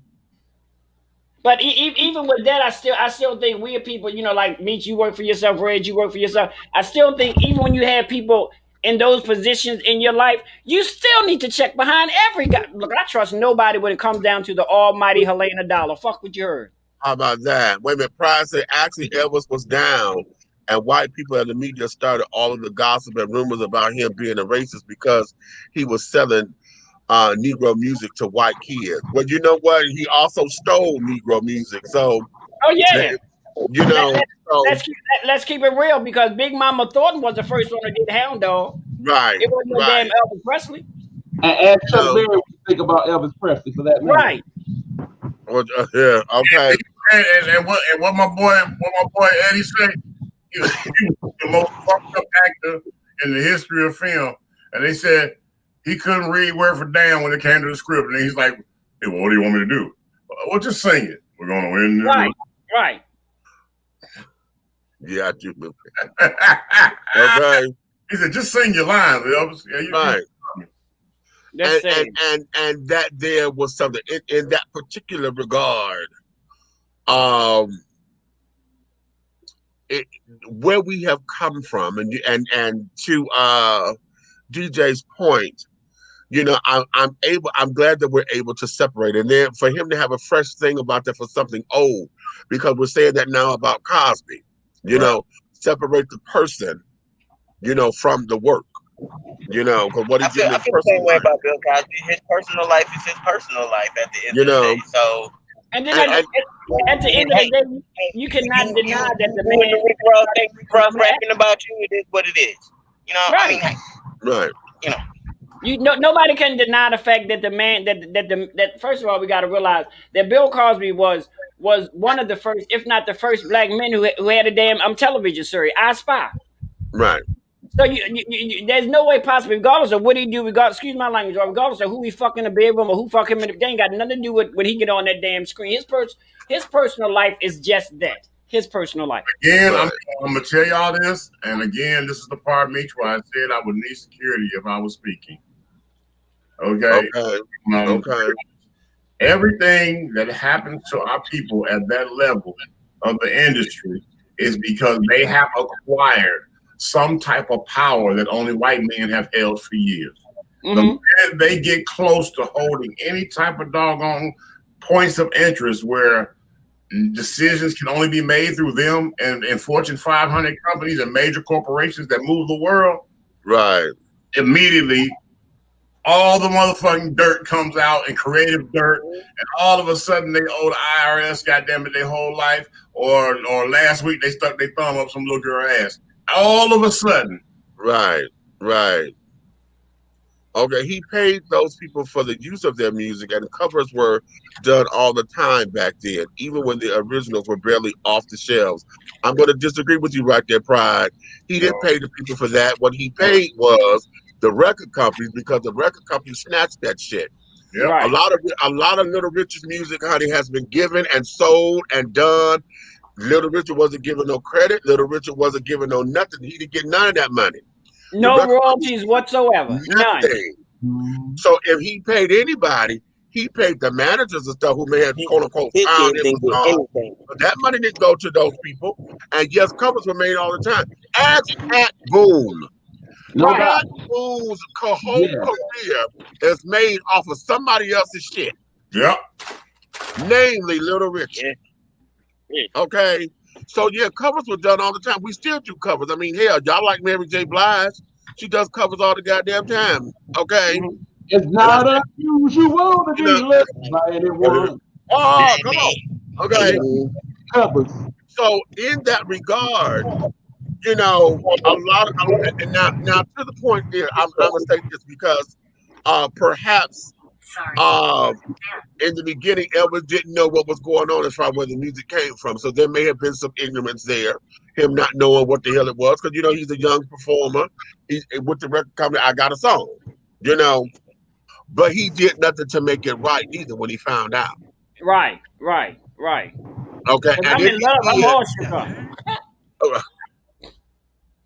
And if he did, then it was done on the hush, and it never made it. None of the artists or any other artists never gave him credit for it to clear his name. So that was never done. Right. I'm gonna tell you like this. People are only saying that Elvis was racist in regards to the music practice. Other people who worked with Elvis and people that were around his circle also claim for him to be racist. There are interviews in regards to that you can look up as well. I think, the only thing that really made me kind of halfway like Elvis because he treated his black housekeeper halfway decent. But catch it though, because see, when Oprah sat down there and found out that she's related to Elvis, that they distant cousins. Right. Well, Oprah did that. She did that with Lisa Marie. She did that with Lisa Marie. Whoa. Oprah related to somebody? Oprah Winfrey is related to Elvis Presley. Okay, and what did she say about it? She gagged at it because she did not know. She and Lisa Marie, they were doing a tour of what's the name of his little place, Elvis, the estate. Okay. Yeah. They were down there. I can't even think of Graceland. Thank you. She was interviewing Lisa Marie. Okay. Okay. And so they went through, all the stuff is preserved because it's a museum now. So you got to wear gloves to touch the shit and this, that, and the other. Shit. And yeah, because they let her into places that the general public don't get into. So in order to touch the documents or whatever, they had to wear gloves. Somehow or another, they went and did some kind of something or another. And it was in that episode, Oprah found out that she and Elvis Presley are related. And they're distant cousins. So that means of course, that's his daughter. So they were, and it was a discovery there. Yeah. Well, how did she embrace it?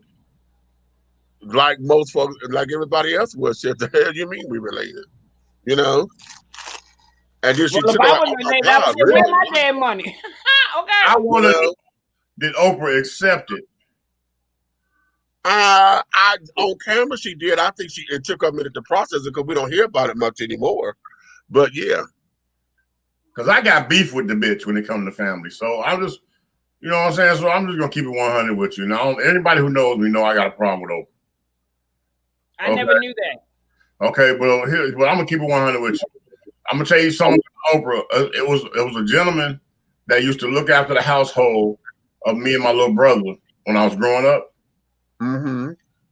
And when my mom would take these trips, because she was doing modeling and she was a licensed cosmetologist beautician, and she used to go down to the damn what's the place in Lake Geneva? The Hugh Hefner place, the Playboy Money Mansion, the mansion. Mm-hmm. She would be down there doing hair when they doing photo shoots and stuff like that. Okay, when she leaves, this gentleman was one of her best friends. He would stay there at the house and get all the time keepers. But he was always telling a story. He was a cool dude. He would teach us stuff. You know how some older people sit down and talk to you and read and stuff. Mm-hmm. And we were watching Oprah Winfrey one morning. My mom was gone. We was in there watching the show. That's when her show first came out. And he was looking at it. He was like, "Y'all know that's my cousin." And I just started busting up laughing. I said, "Yeah, okay, let it alone." Then he said, "Okay, I'm gonna show you." So he went the next day when he bought his photo album over. Mm-hmm. Why this not only it wasn't a distant cousin, they were first cousins, and he had a whole book of them from little kids up playing at the main house in the front yard, him and Oprah and all that. And what kills me with that is after we got distance from this gentleman, and I went looking for him in our older years to see if he was okay, because he was like a doggone uncle, you know what I'm saying, or a father or something. Just to check on him. You ain't heard about nobody in a while, so I'm not gonna check on him. I come to find out this man was sleeping in a damn abandoned goddamn liquor store, homeless as hell on the street. And I just was outdone. And this man had degrees and everything. Sometimes you ain't got to give your family a handout, just give them a fucking job. Mm-hmm. You got a whole Harpo studio, goddamn it, 10 miles from where he's sleeping in a fucking abandoned store. Okay. I got a problem with that. And then the fact that the bitch walked by me on the street one day, and I'm not trying to motherfucking I don't want your autograph or nothing. I noticed you. I recognized you. I know the accomplishments you had. And I was on my way to work with a fucking shirt and tie on because my swag is delicious. Okay, so I'm motherfucking walking down the street, and I see her, and I see the bitch with her mink on and everything. And I was like, I said, "Good morning, Miss Winfrey." And when I said that bitch cuffed her coat up around her and put her purse up inside her coat and stepped aside like I had on motherfucking jeans dragging down to my ass or something. Bitch, I'm in a Willie West suit with a Louis Vuitton briefcase. What the fuck's wrong with you? But you're not bitter. No, I'm not. I'm angry.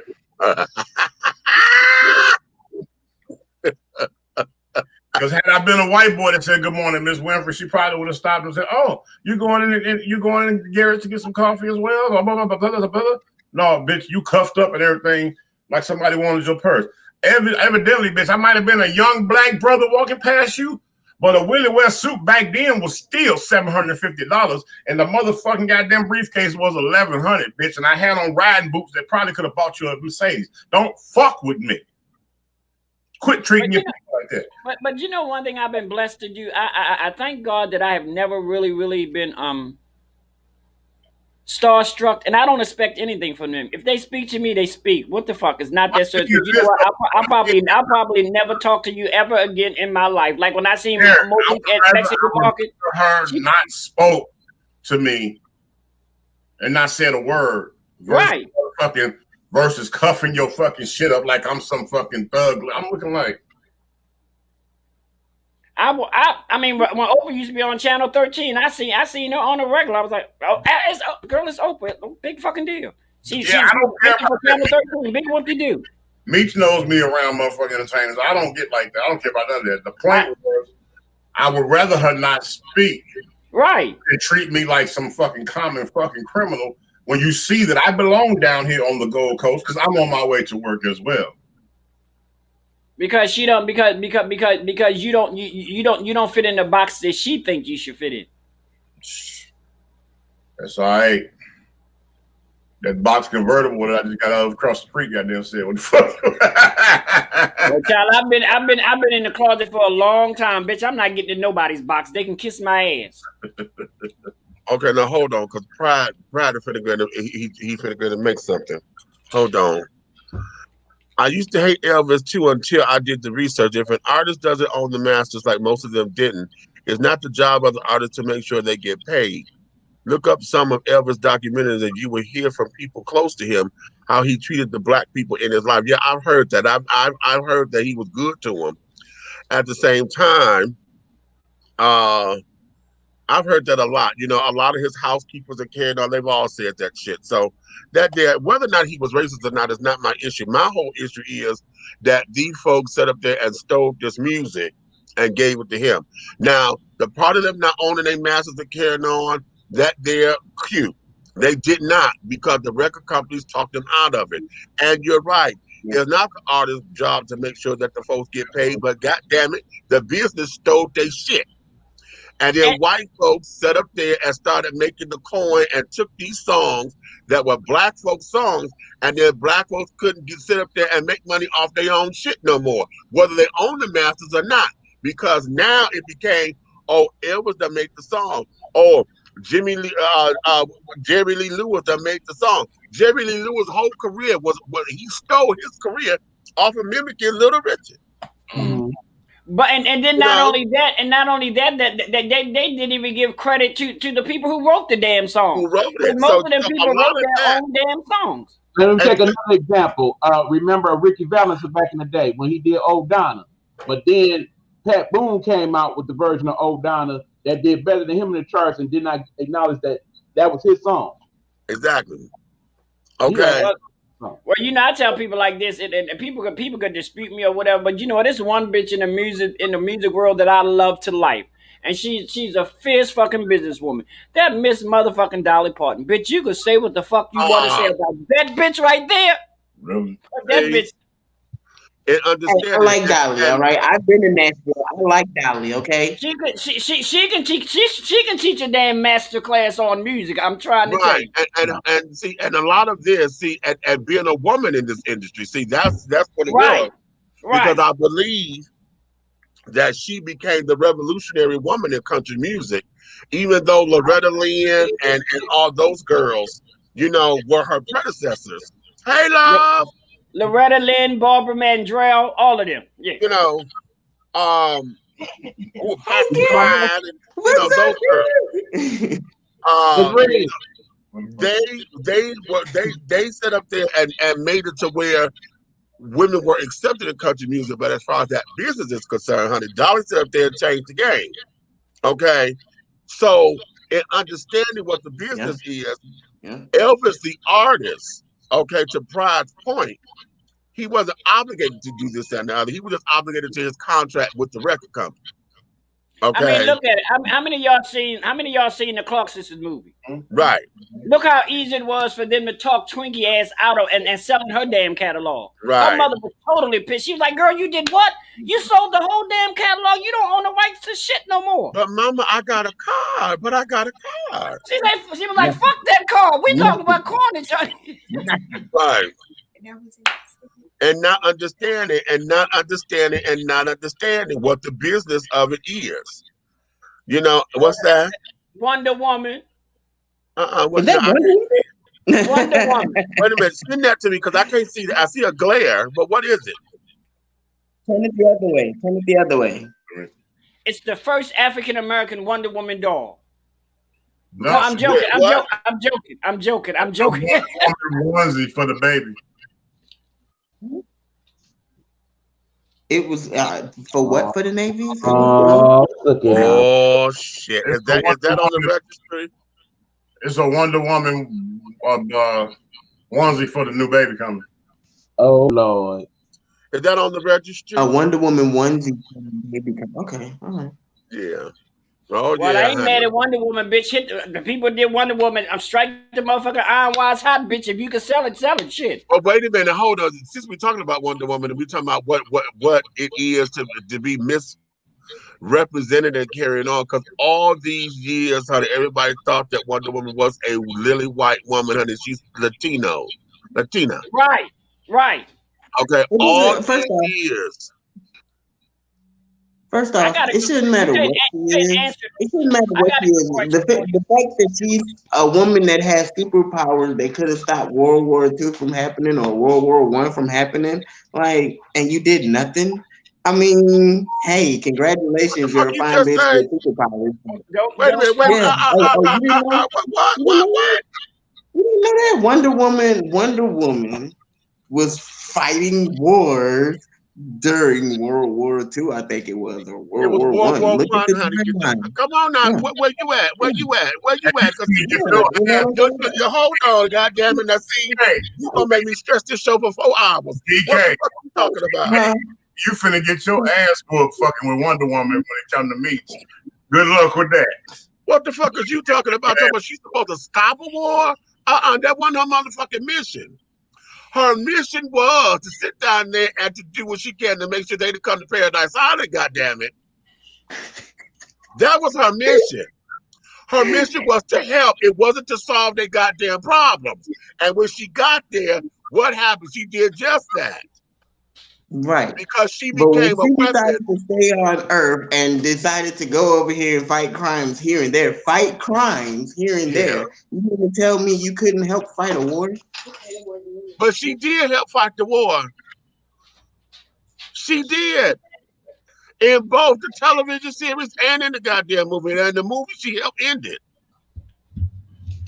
In the movie, she's the reason why the war ended. In the movie, them motherfuckers stayed still. They didn't get nowhere for a year because them motherfuckers was sitting up there firing guns. When she came on the scene, she said, fuck that, and charged, blah, blah, blah, blah, blah, and took the enemy out. What the fuck are you talking about? So who killed Hitler? Who, what?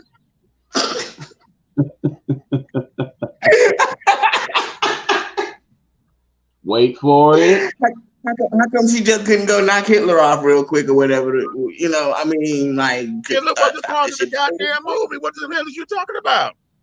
No, put it back. Please don't, please, my brother. I like you. I think you're very intelligent, but please don't. Just for the.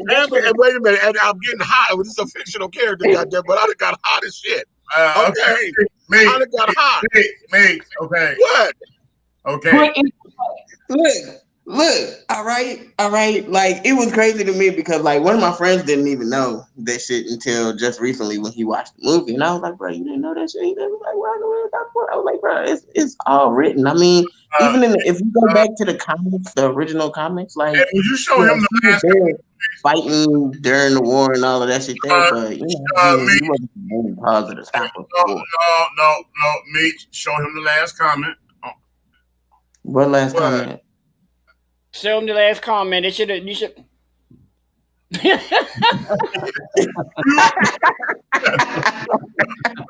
a minute.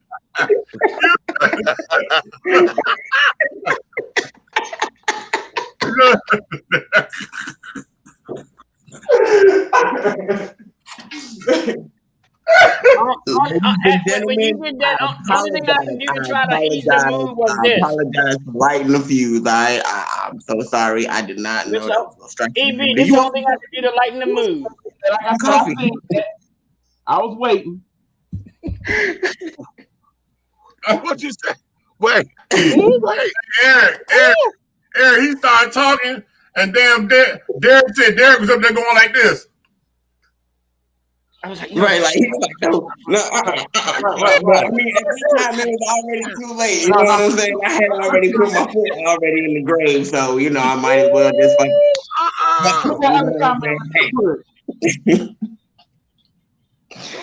We're foot's already in the grave, y'all. We have a situation. Oh no, he didn't. Hey, when you said that, I was like, oh no. Oh, let's get the hell up out of here. It's about to get ugly. I am so sorry. I am so sorry. I already say, DJ, you in danger, dude. You in real I danger. feel like Wonder Woman as a fine woman. You know what I'm saying? Don't get me wrong. She fine as fuck, but you know what I mean. Oh yeah, she and that was without any breast implants or anything. She was just that. Excuse my language. She was just that bitch. I'm trying to tell you. That white Italian Spanish, whatever the hell y'all want to classify her as, had curves. You know what I'm saying? For that type of cultural woman. So did they use spray adhesive up there, Meech, to keep her costume together? Did you think? They not so much a spray adhesive. What it was, they had fitted it to her body. Okay. You know, it was custom fit. Yeah. Because, even though that wasn't my flavor, honey, I swore by God a couple of times she was running. I swore by God I was going to see a titty jump out or something. I was like, this motherfucker titty jump out here. A lot of that in the earlier days on the TV show, if you look at the costume. I was about to say the TV show. Okay. In the earlier days, when you look at the TV show, she had 3 different costumes. Right. Okay. The first one was a lot of padding because the first set of shorts was a lot of padding and carrying on. They're a little bit more boxier. And then, she had more so like torpedo-like titties, for the bra. Right, okay? right. And a lot of that was padded down to keep her in place because they had put that on her. They sewed that to where it was in place. As the show developed and carrying on, when she wasn't doing a lot of running and stuff like she did before, then they were able to get away with a little bit more because as the character developed, her powers, she had different set of powers. She was fighting different kinds of enemies and things and all of that. Although in seasons 2 or 3, she got a little bit more acrobatic and carrying on. So they did have to secure the costume so that they don't have any wardrobe malfunctions. But no, bitch, the costume for me was that all. I like that all. A master class on just the television show alone. Yeah. Please tell your audience, man. Now, see, the costume I like was when that bitch jumped off. University of Michigan. Then we're gonna have another problem. Lord. My costume was when a bitch jumped off the pier and had on that all-in-one motherfucking skin suit and she dove into that. Bitch, I said, you know what? Let me tell you something. The first time that episode aired, I did not know that bitch could spin again. I didn't know. Well, she was already in the Wonder Woman suit, and that bitch spun into that motherfucker that swimsuit. Oh yeah. I remember that shit. Yo, bitch, how many motherfucking costumes you got underneath that goddamn weird white blue outfit? Water. She came out of water. And then spun back, and that's when we learned that to spin back, she spun in the opposite direction to go back into the costume. To go back to the regular clothes. I'm still getting about it. Oh my God, I'm 51 years old. But me, what about the time she spun around and had on that cape? 12 episodes. What was that? Remember when she spun around? The invisible jet. Did we only see that like once every 12 episodes or something? 15? Well, yeah, because at the time they wanted to be cute to the comic book, to make sure that the invisible jet was there. Yeah, but they stuck to that lasso rope though. Oh my God, that was they trend right there. Well, the lasso was the lariat of truth, honey. That it had the power to compel you to tell the truth and also to the power of forgiveness. Because I could erase your memory, honey. Oh, wait a minute. I bet you can. Like, bitch, I don't want to remember that. Sorry. Okay. So, yeah, and what pissed me off is that a lot of times in the comic books and in a lot of the cartoons, when they were doing the cartoons like the Super Friends or this, that, and the other, they only let her magic lasso be the goddamn weapon of choice, and they pussied her down with that shit. I'm like, she's not no glorified cowgirl, honey. No, she's a goddess. All of the gods blessed her. And that shit she was. All of the gods blessed her with gifts greater than what they were. Athena blessed her with beauty greater than hers. Hercules blessed her with strength greater than his. Mercury blessed her with speed greater than his. Okay, we had all the gods come up to bless her to be greater than them. So they made her a goddamn goddess. Right. But they pussy her down. Yeah. And America wanted to add a cowboy hat and a pack of marbles. You hear me? Right. One of the funniest episodes to me, even though I thought she was cute, was when her sister tried to learn how to spin and come into a costume. Oh, Miss Drusilla. Miss Drusilla, honey, and Drusilla is the TV name. Okay, in the comic books, the sister was Donna Troy, but then Donna Troy decided to become her own thing. Right. Okay. She didn't want to be in the shadows of Wonder Woman anymore, so she became her own thing. And then there's a comic character named Fury, and she's on one of the alternate worlds, and Fury is Wonder Woman's daughter. Are you serious? Yes, honey. Okay, so who hit that Wonder Pussy? That's a good question. I forget who. I got to find out who her dad is. That's a wonderful idea, sir. Probably one of them gods and threw a rod up in her. Let me stop. So yeah. But you know, you follow if you get into the comic books of it, which I have not, because when you go through the history of it, it starts to piss me off because when I was in the comic books, when I was a kid, okay, how they were taking her and directing her, but then when you got into these alternate worlds and carrying on and this, that, and the other, it started to piss me off because this wasn't the Wonder Woman that I know, and y'all started to dumb her down. And on one universe, Superman kills her. Okay, so she dies in one universe. Wow, man, kill her. I don't know. I didn't read it. I was doing some research on that, and I didn't, because they were talking about her in all these alternate universes, and I didn't read it. He killed her by accident, right? No, they were fighting and he killed her. Wait a minute. So they had a domestic dispute. Shut up, fool. I thought they was fucking. They're trying to do that now, and I don't like that. I don't like it. I like the fact that they were playing it up that Superman, that Wonder Woman, and Batman were gonna hook up. But that's what it's supposed to be. I think that would be the better match.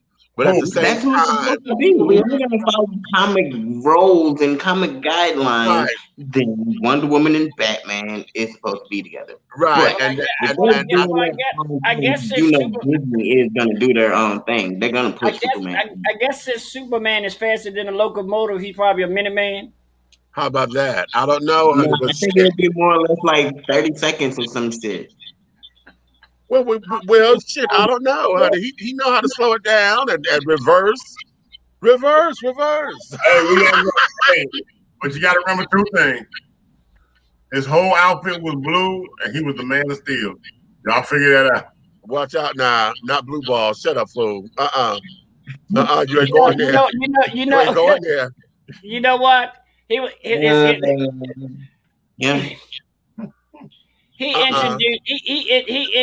Superman actually introduced rhinos to society.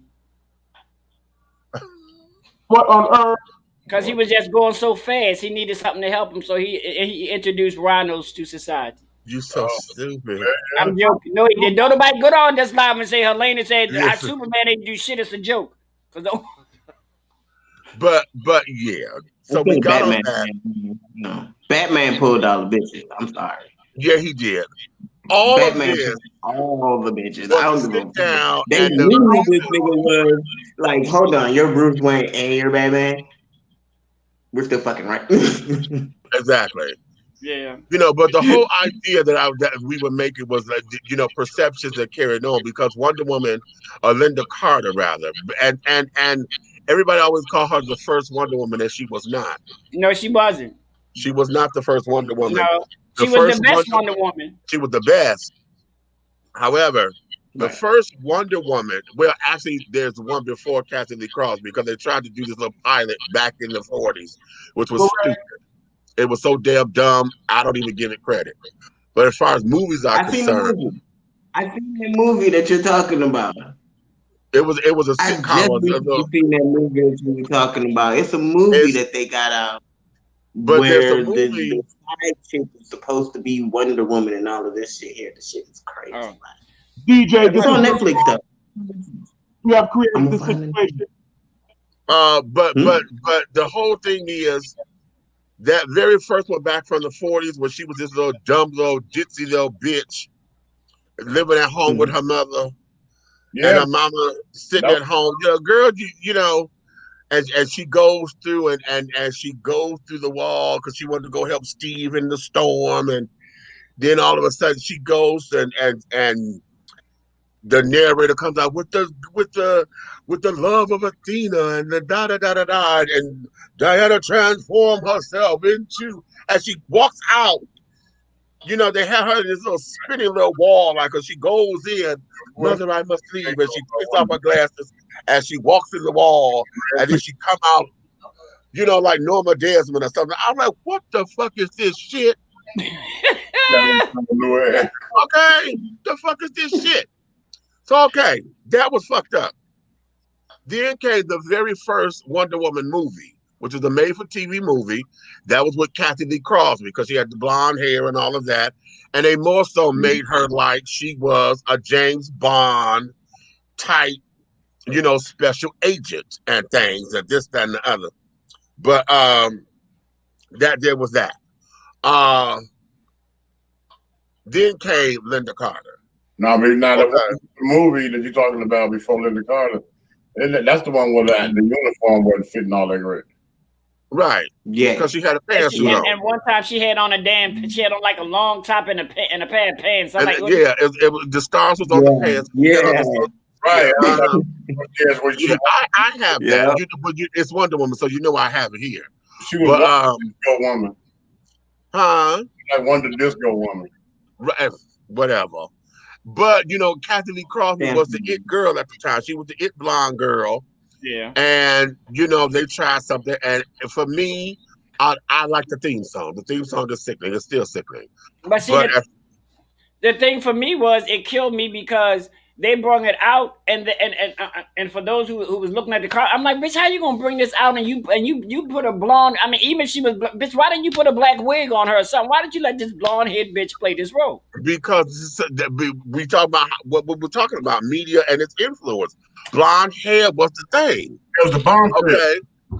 It was she was the blonde little do-wah diddy, and so blonde was supposed to be it. But then when they cast and Linda Carter got it, you know, they think, and the whole point that how we got on this to start with was the fact that everybody been praising this woman because they thought she was a white woman, and when she revealed that she's Latina, you know, because her name is Linda Cordova such so, you know.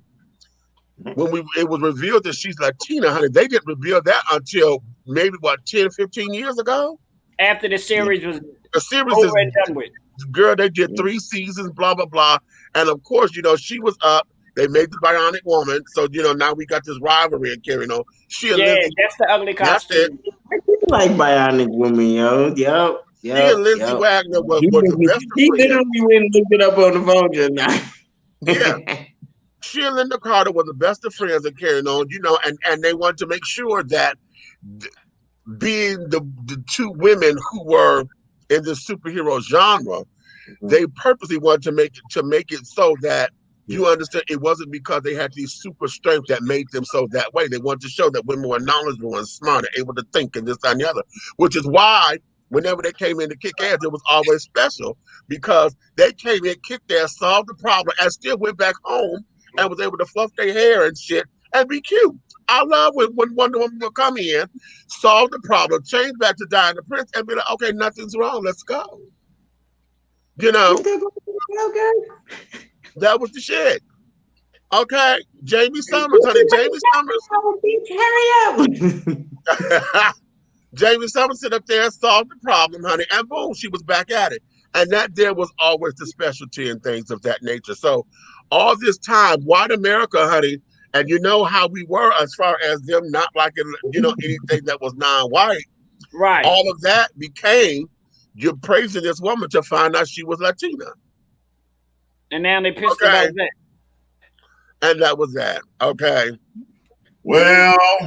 So yeah, Buck done tapped out. Okay, but I knew this was gonna run long because we didn't hit her. Look, tapping out, y'all. Hold on, let me go up here because Pratt done put something in here and I got to see what he said. Let me say this and I will leave it alone, but I understand how nasty the music business is and how many of our brothers and sisters have been done dirty and died penniless. However, holding another artist responsible for these evil acts is wrong. It's easy to blame Elvis since he was dubbed the king of rock and roll, which he obviously is not, but holding Elvis to standards that we don't hold other artists to is wrong. Didn't you hear me say 15,000 times pride? You done heard me say this, and I'm trying not to get upset. You done heard me say, okay, we're not mad at him per se. We're mad at the goddamn record company because as the artist, he was only obligated to his record contract. Now, I said that 3 times. Okay? He was obligated to his contract. Now, what I did say is that as he learned of this knowledge, he did not do anything to correct it. Right. He didn't speak out about it. He didn't say it was wrong. He didn't denounce it. He did none of that publicly. So that's what I'm going to hold him for. And see, people got to realize that just because people are doing it, don't mean it's right. And to cocaine. He claimed he was doing a show and was told they were in the audience together and wanted to meet him and went backstage and was kicking it with him about how great his music was and gave him his first taste. Well, okay. And you said that to say what? Is it true or not? Ike Turner wanted to claim that. I got introduced to cocaine.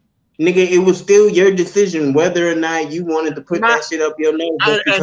Whether or not we believe it, I don't know. Because shit. Is doing some shit. I'm pretty sure he walked in that room and was like, oh my God, it's an honor to be in here with you guys, and saw the niggas doing blow and wanted to be part of the crowd and decided to do that shit anyway. That's because he wanted to do that shit. That's only if we can prove it fact that those two were the one who introduced him to that. Exactly, because he could have been introduced to that shit from his boys on the street. Because guess what? I learned how to smoke weed. He could have been introduced to that. He could have been introduced to that shit by the Colonel, because the Colonel introduced him to every goddamn thing in his whole fucking life. Okay, well, all right, children. All right, children. Introductions to shit is a motherfucker, because you'd have been introduced to drugs before drugs was even introduced to yourself, Holmes. Well, here's the thing, though. With Ike Turner, as far as I'm concerned with that story, I think he was too high to even fucking remember. Okay. Like Rick James say, cocaine is a hell of a drug. Okay. But that there is that there is the tea, honey. But okay.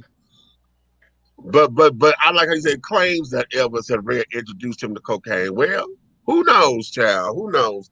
Because tell Judge Joe Brown says that Tina ain't as squeaky clean as she claims that she was, because he said that Tina Turner was the pimp and that Ike wasn't as bad as he was made out to be, honey, that Tina was the one that had a lot of that shit started. So that came from Joe Brown's mouth. That's up on YouTube. I'll send y'all the link if y'all want to find it. Yeah, please do. But we all know that Joe Brown mouth ain't no motherfucking prayer book. I don't care how many black robes you wear, Negro. Your mouth ain't no goddamn prayer book. Well, okay, because I ain't reached not too long ago, watched his womanizing ass in a bar, drunk as hell, fucking with bitches that was old enough to be his grandbabies. So you saw that? Yeah. So should I say to him, that's what a man is supposed to look like? Now it's gonna happen here when you're talking. They're supposed to look like what's our boy's name? Shut your mouth. Shut your mouth. Mr. Brown is talking. Okay. What's gonna happen is You all are going to pay attention to my rendition of what masculinity is in America because I'm the judge. Okay, that's what it is. So when you're really? Just because I have on a black skirt, don't mean that I'm not a man. How about that? Well, on that note, honey, listen. It's a kill. Let's let the children go ahead on. It's now Monday morning. It is now March 29th, honey. I got 4 more days, honey, for my birthday season. Time is on.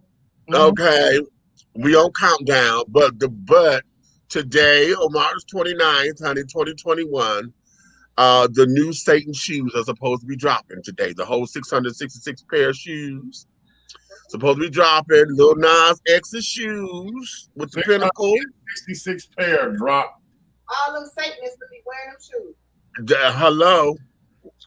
Okay, I ain't wearing them shoes. I'm going to buy me a pair of Nikes like these right here, like these right here, and then I'm going to pay my $400 light bill. But you know what? But no matter what you say, at the end of the day, all of them damn shoes are going to sell. I don't give a fuck who going to buy them. Gold, they sold already, child. Right. They already sold. They already sold. Why you gonna walk around with an atheist Air Max on? Because they finna do it. Watch this. Watch all of them. Every nigga that shoe on. They finna flock like sheep. That's what they finna do with they dumb ass. Don't even understand. And the thing of it is, folks, some are gonna buy it to be cute. Some are gonna buy it to say they're allegiant to Lil Nas X because it's oh my God, this is so rad, this is so this. There's gonna be actual people who worship Satan that's gonna buy it because somebody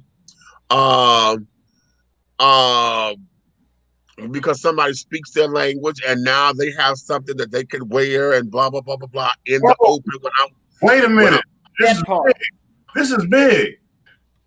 Now, if they sell those shoes like hotcakes, right? Yeah. Now we know who Nas X is because he really don't care. The world know who he is. He all about that. Now, say it. So if they buy the shoes, then we'll be able to see the Rays that get out like Nas X. It's like being revealed. Hey, are those little Nas X shoes? Hey, you nigga, is that from the Coming Out the Closet series? Yeah. Okay, so bada boom.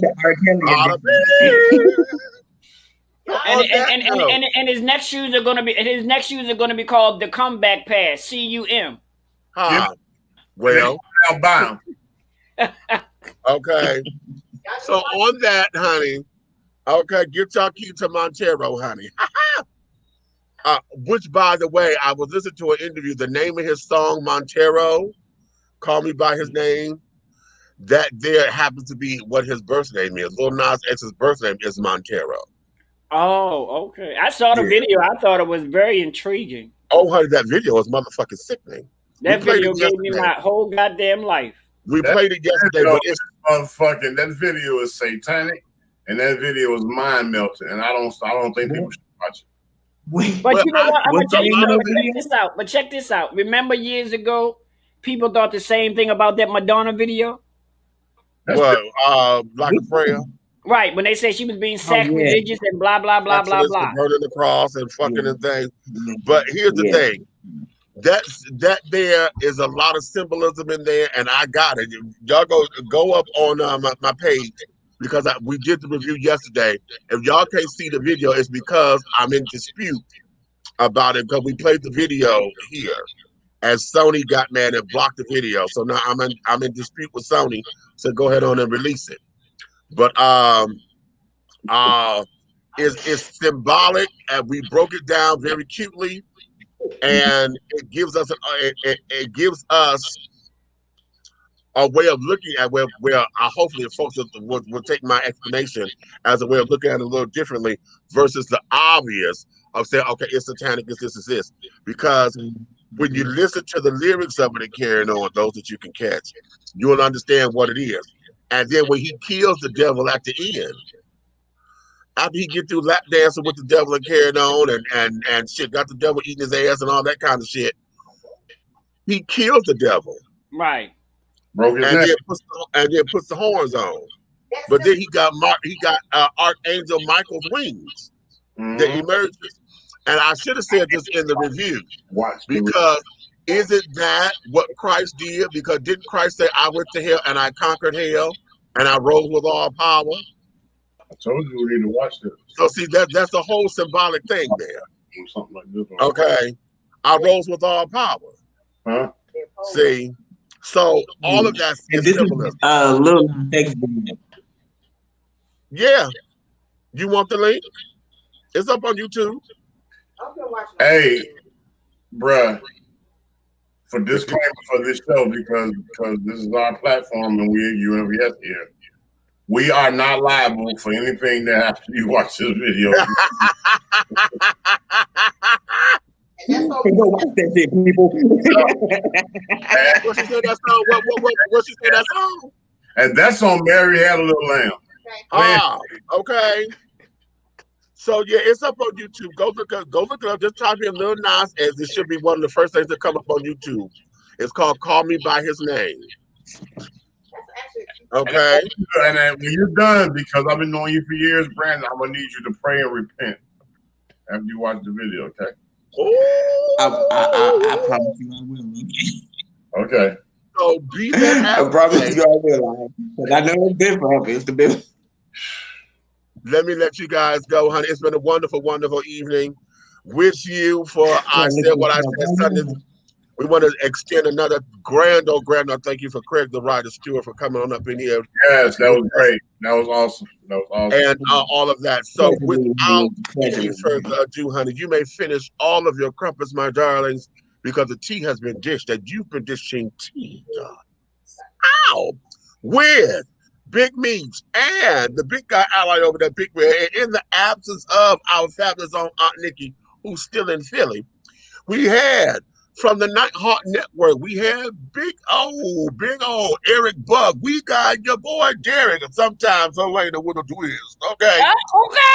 Okay. And from the HM Dynasty, from the HM Dynasty, darling, we got DJ GK up in here, shedding some love, light, and encouragement. Pride. Yes, baby. I love. Wait a minute. He had one more thing to say up here. What did he say? Personally, I think it was a giant marketing scheme to get people such as us to talk about him, and it's working. It was going to work. Of course, it's marketing, child. You sit up here. It's marketing. It's marketing and everything. It's marketing in the clothes you wear. So, you got the religious evangelicals that's going to be up in arms about this goddamn video. Okay. Okay. I understand where Pride coming from. But I get it, because we talked about it. Now we're like, hey, you people, go look at this and go look at this. Everybody at certain levels in the industry, they do stuff like that, and they take it to, depending on what level they on, they can take it to the fucking highest mountain. You look at Kanye West, okay? Right. You named your kids Northwest. Right. Okay, really? You done fucked them up. Kids are mean. Yeah, okay. You take now? They were like, is your cousin named Southwest? Tell that bitch nigga But Northwest Airlines got canceled. Aren't they closed? Anyway. My point exactly. You didn't name your child after goddamn airline is not even open anymore. Yeah. But we have everything about this video has so many different points of conversation. Because like I said in the review, go catch the review. You slid down to hell on the stripper pole. Child, I was like, oh, I remember that. No, okay, wait. I'm feeling. Let's let him watch it. Yeah, you gotta watch it. Okay, I don't want to watch it and then. All right, we gonna let y'all go, honey. Hit him with the Dave Chappelle, huh? If you love us, tell a friend, honey. If you hate us, tell all of your motherfucking enemies. But do know this: everything that we're doing over here, honey, in any way, shape, style, form, or fashion, will move forward. On that note, my darling, we will be back with you guys on the weekends, Friday, Saturdays, and Sunday.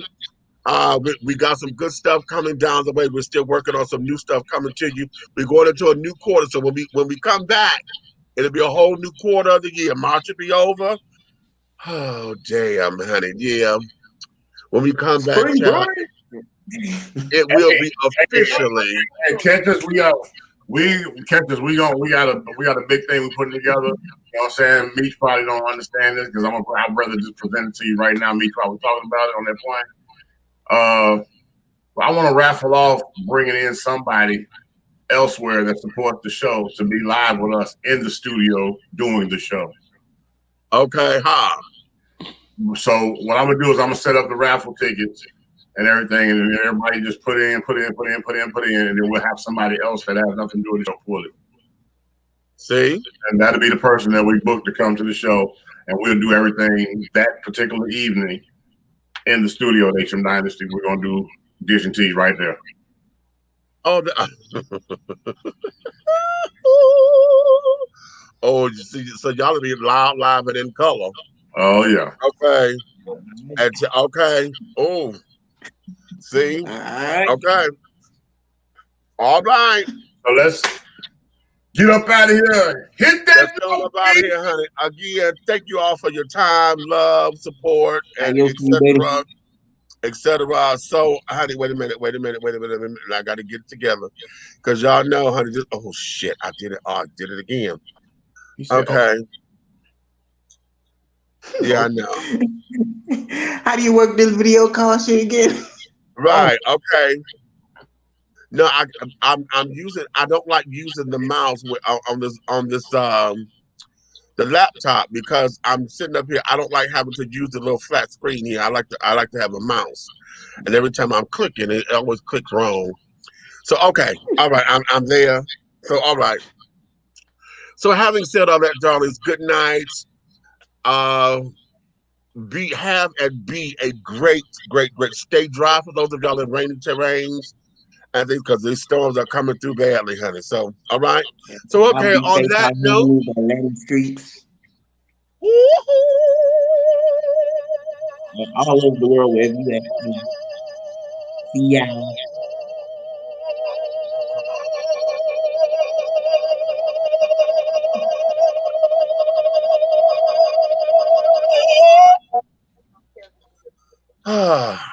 and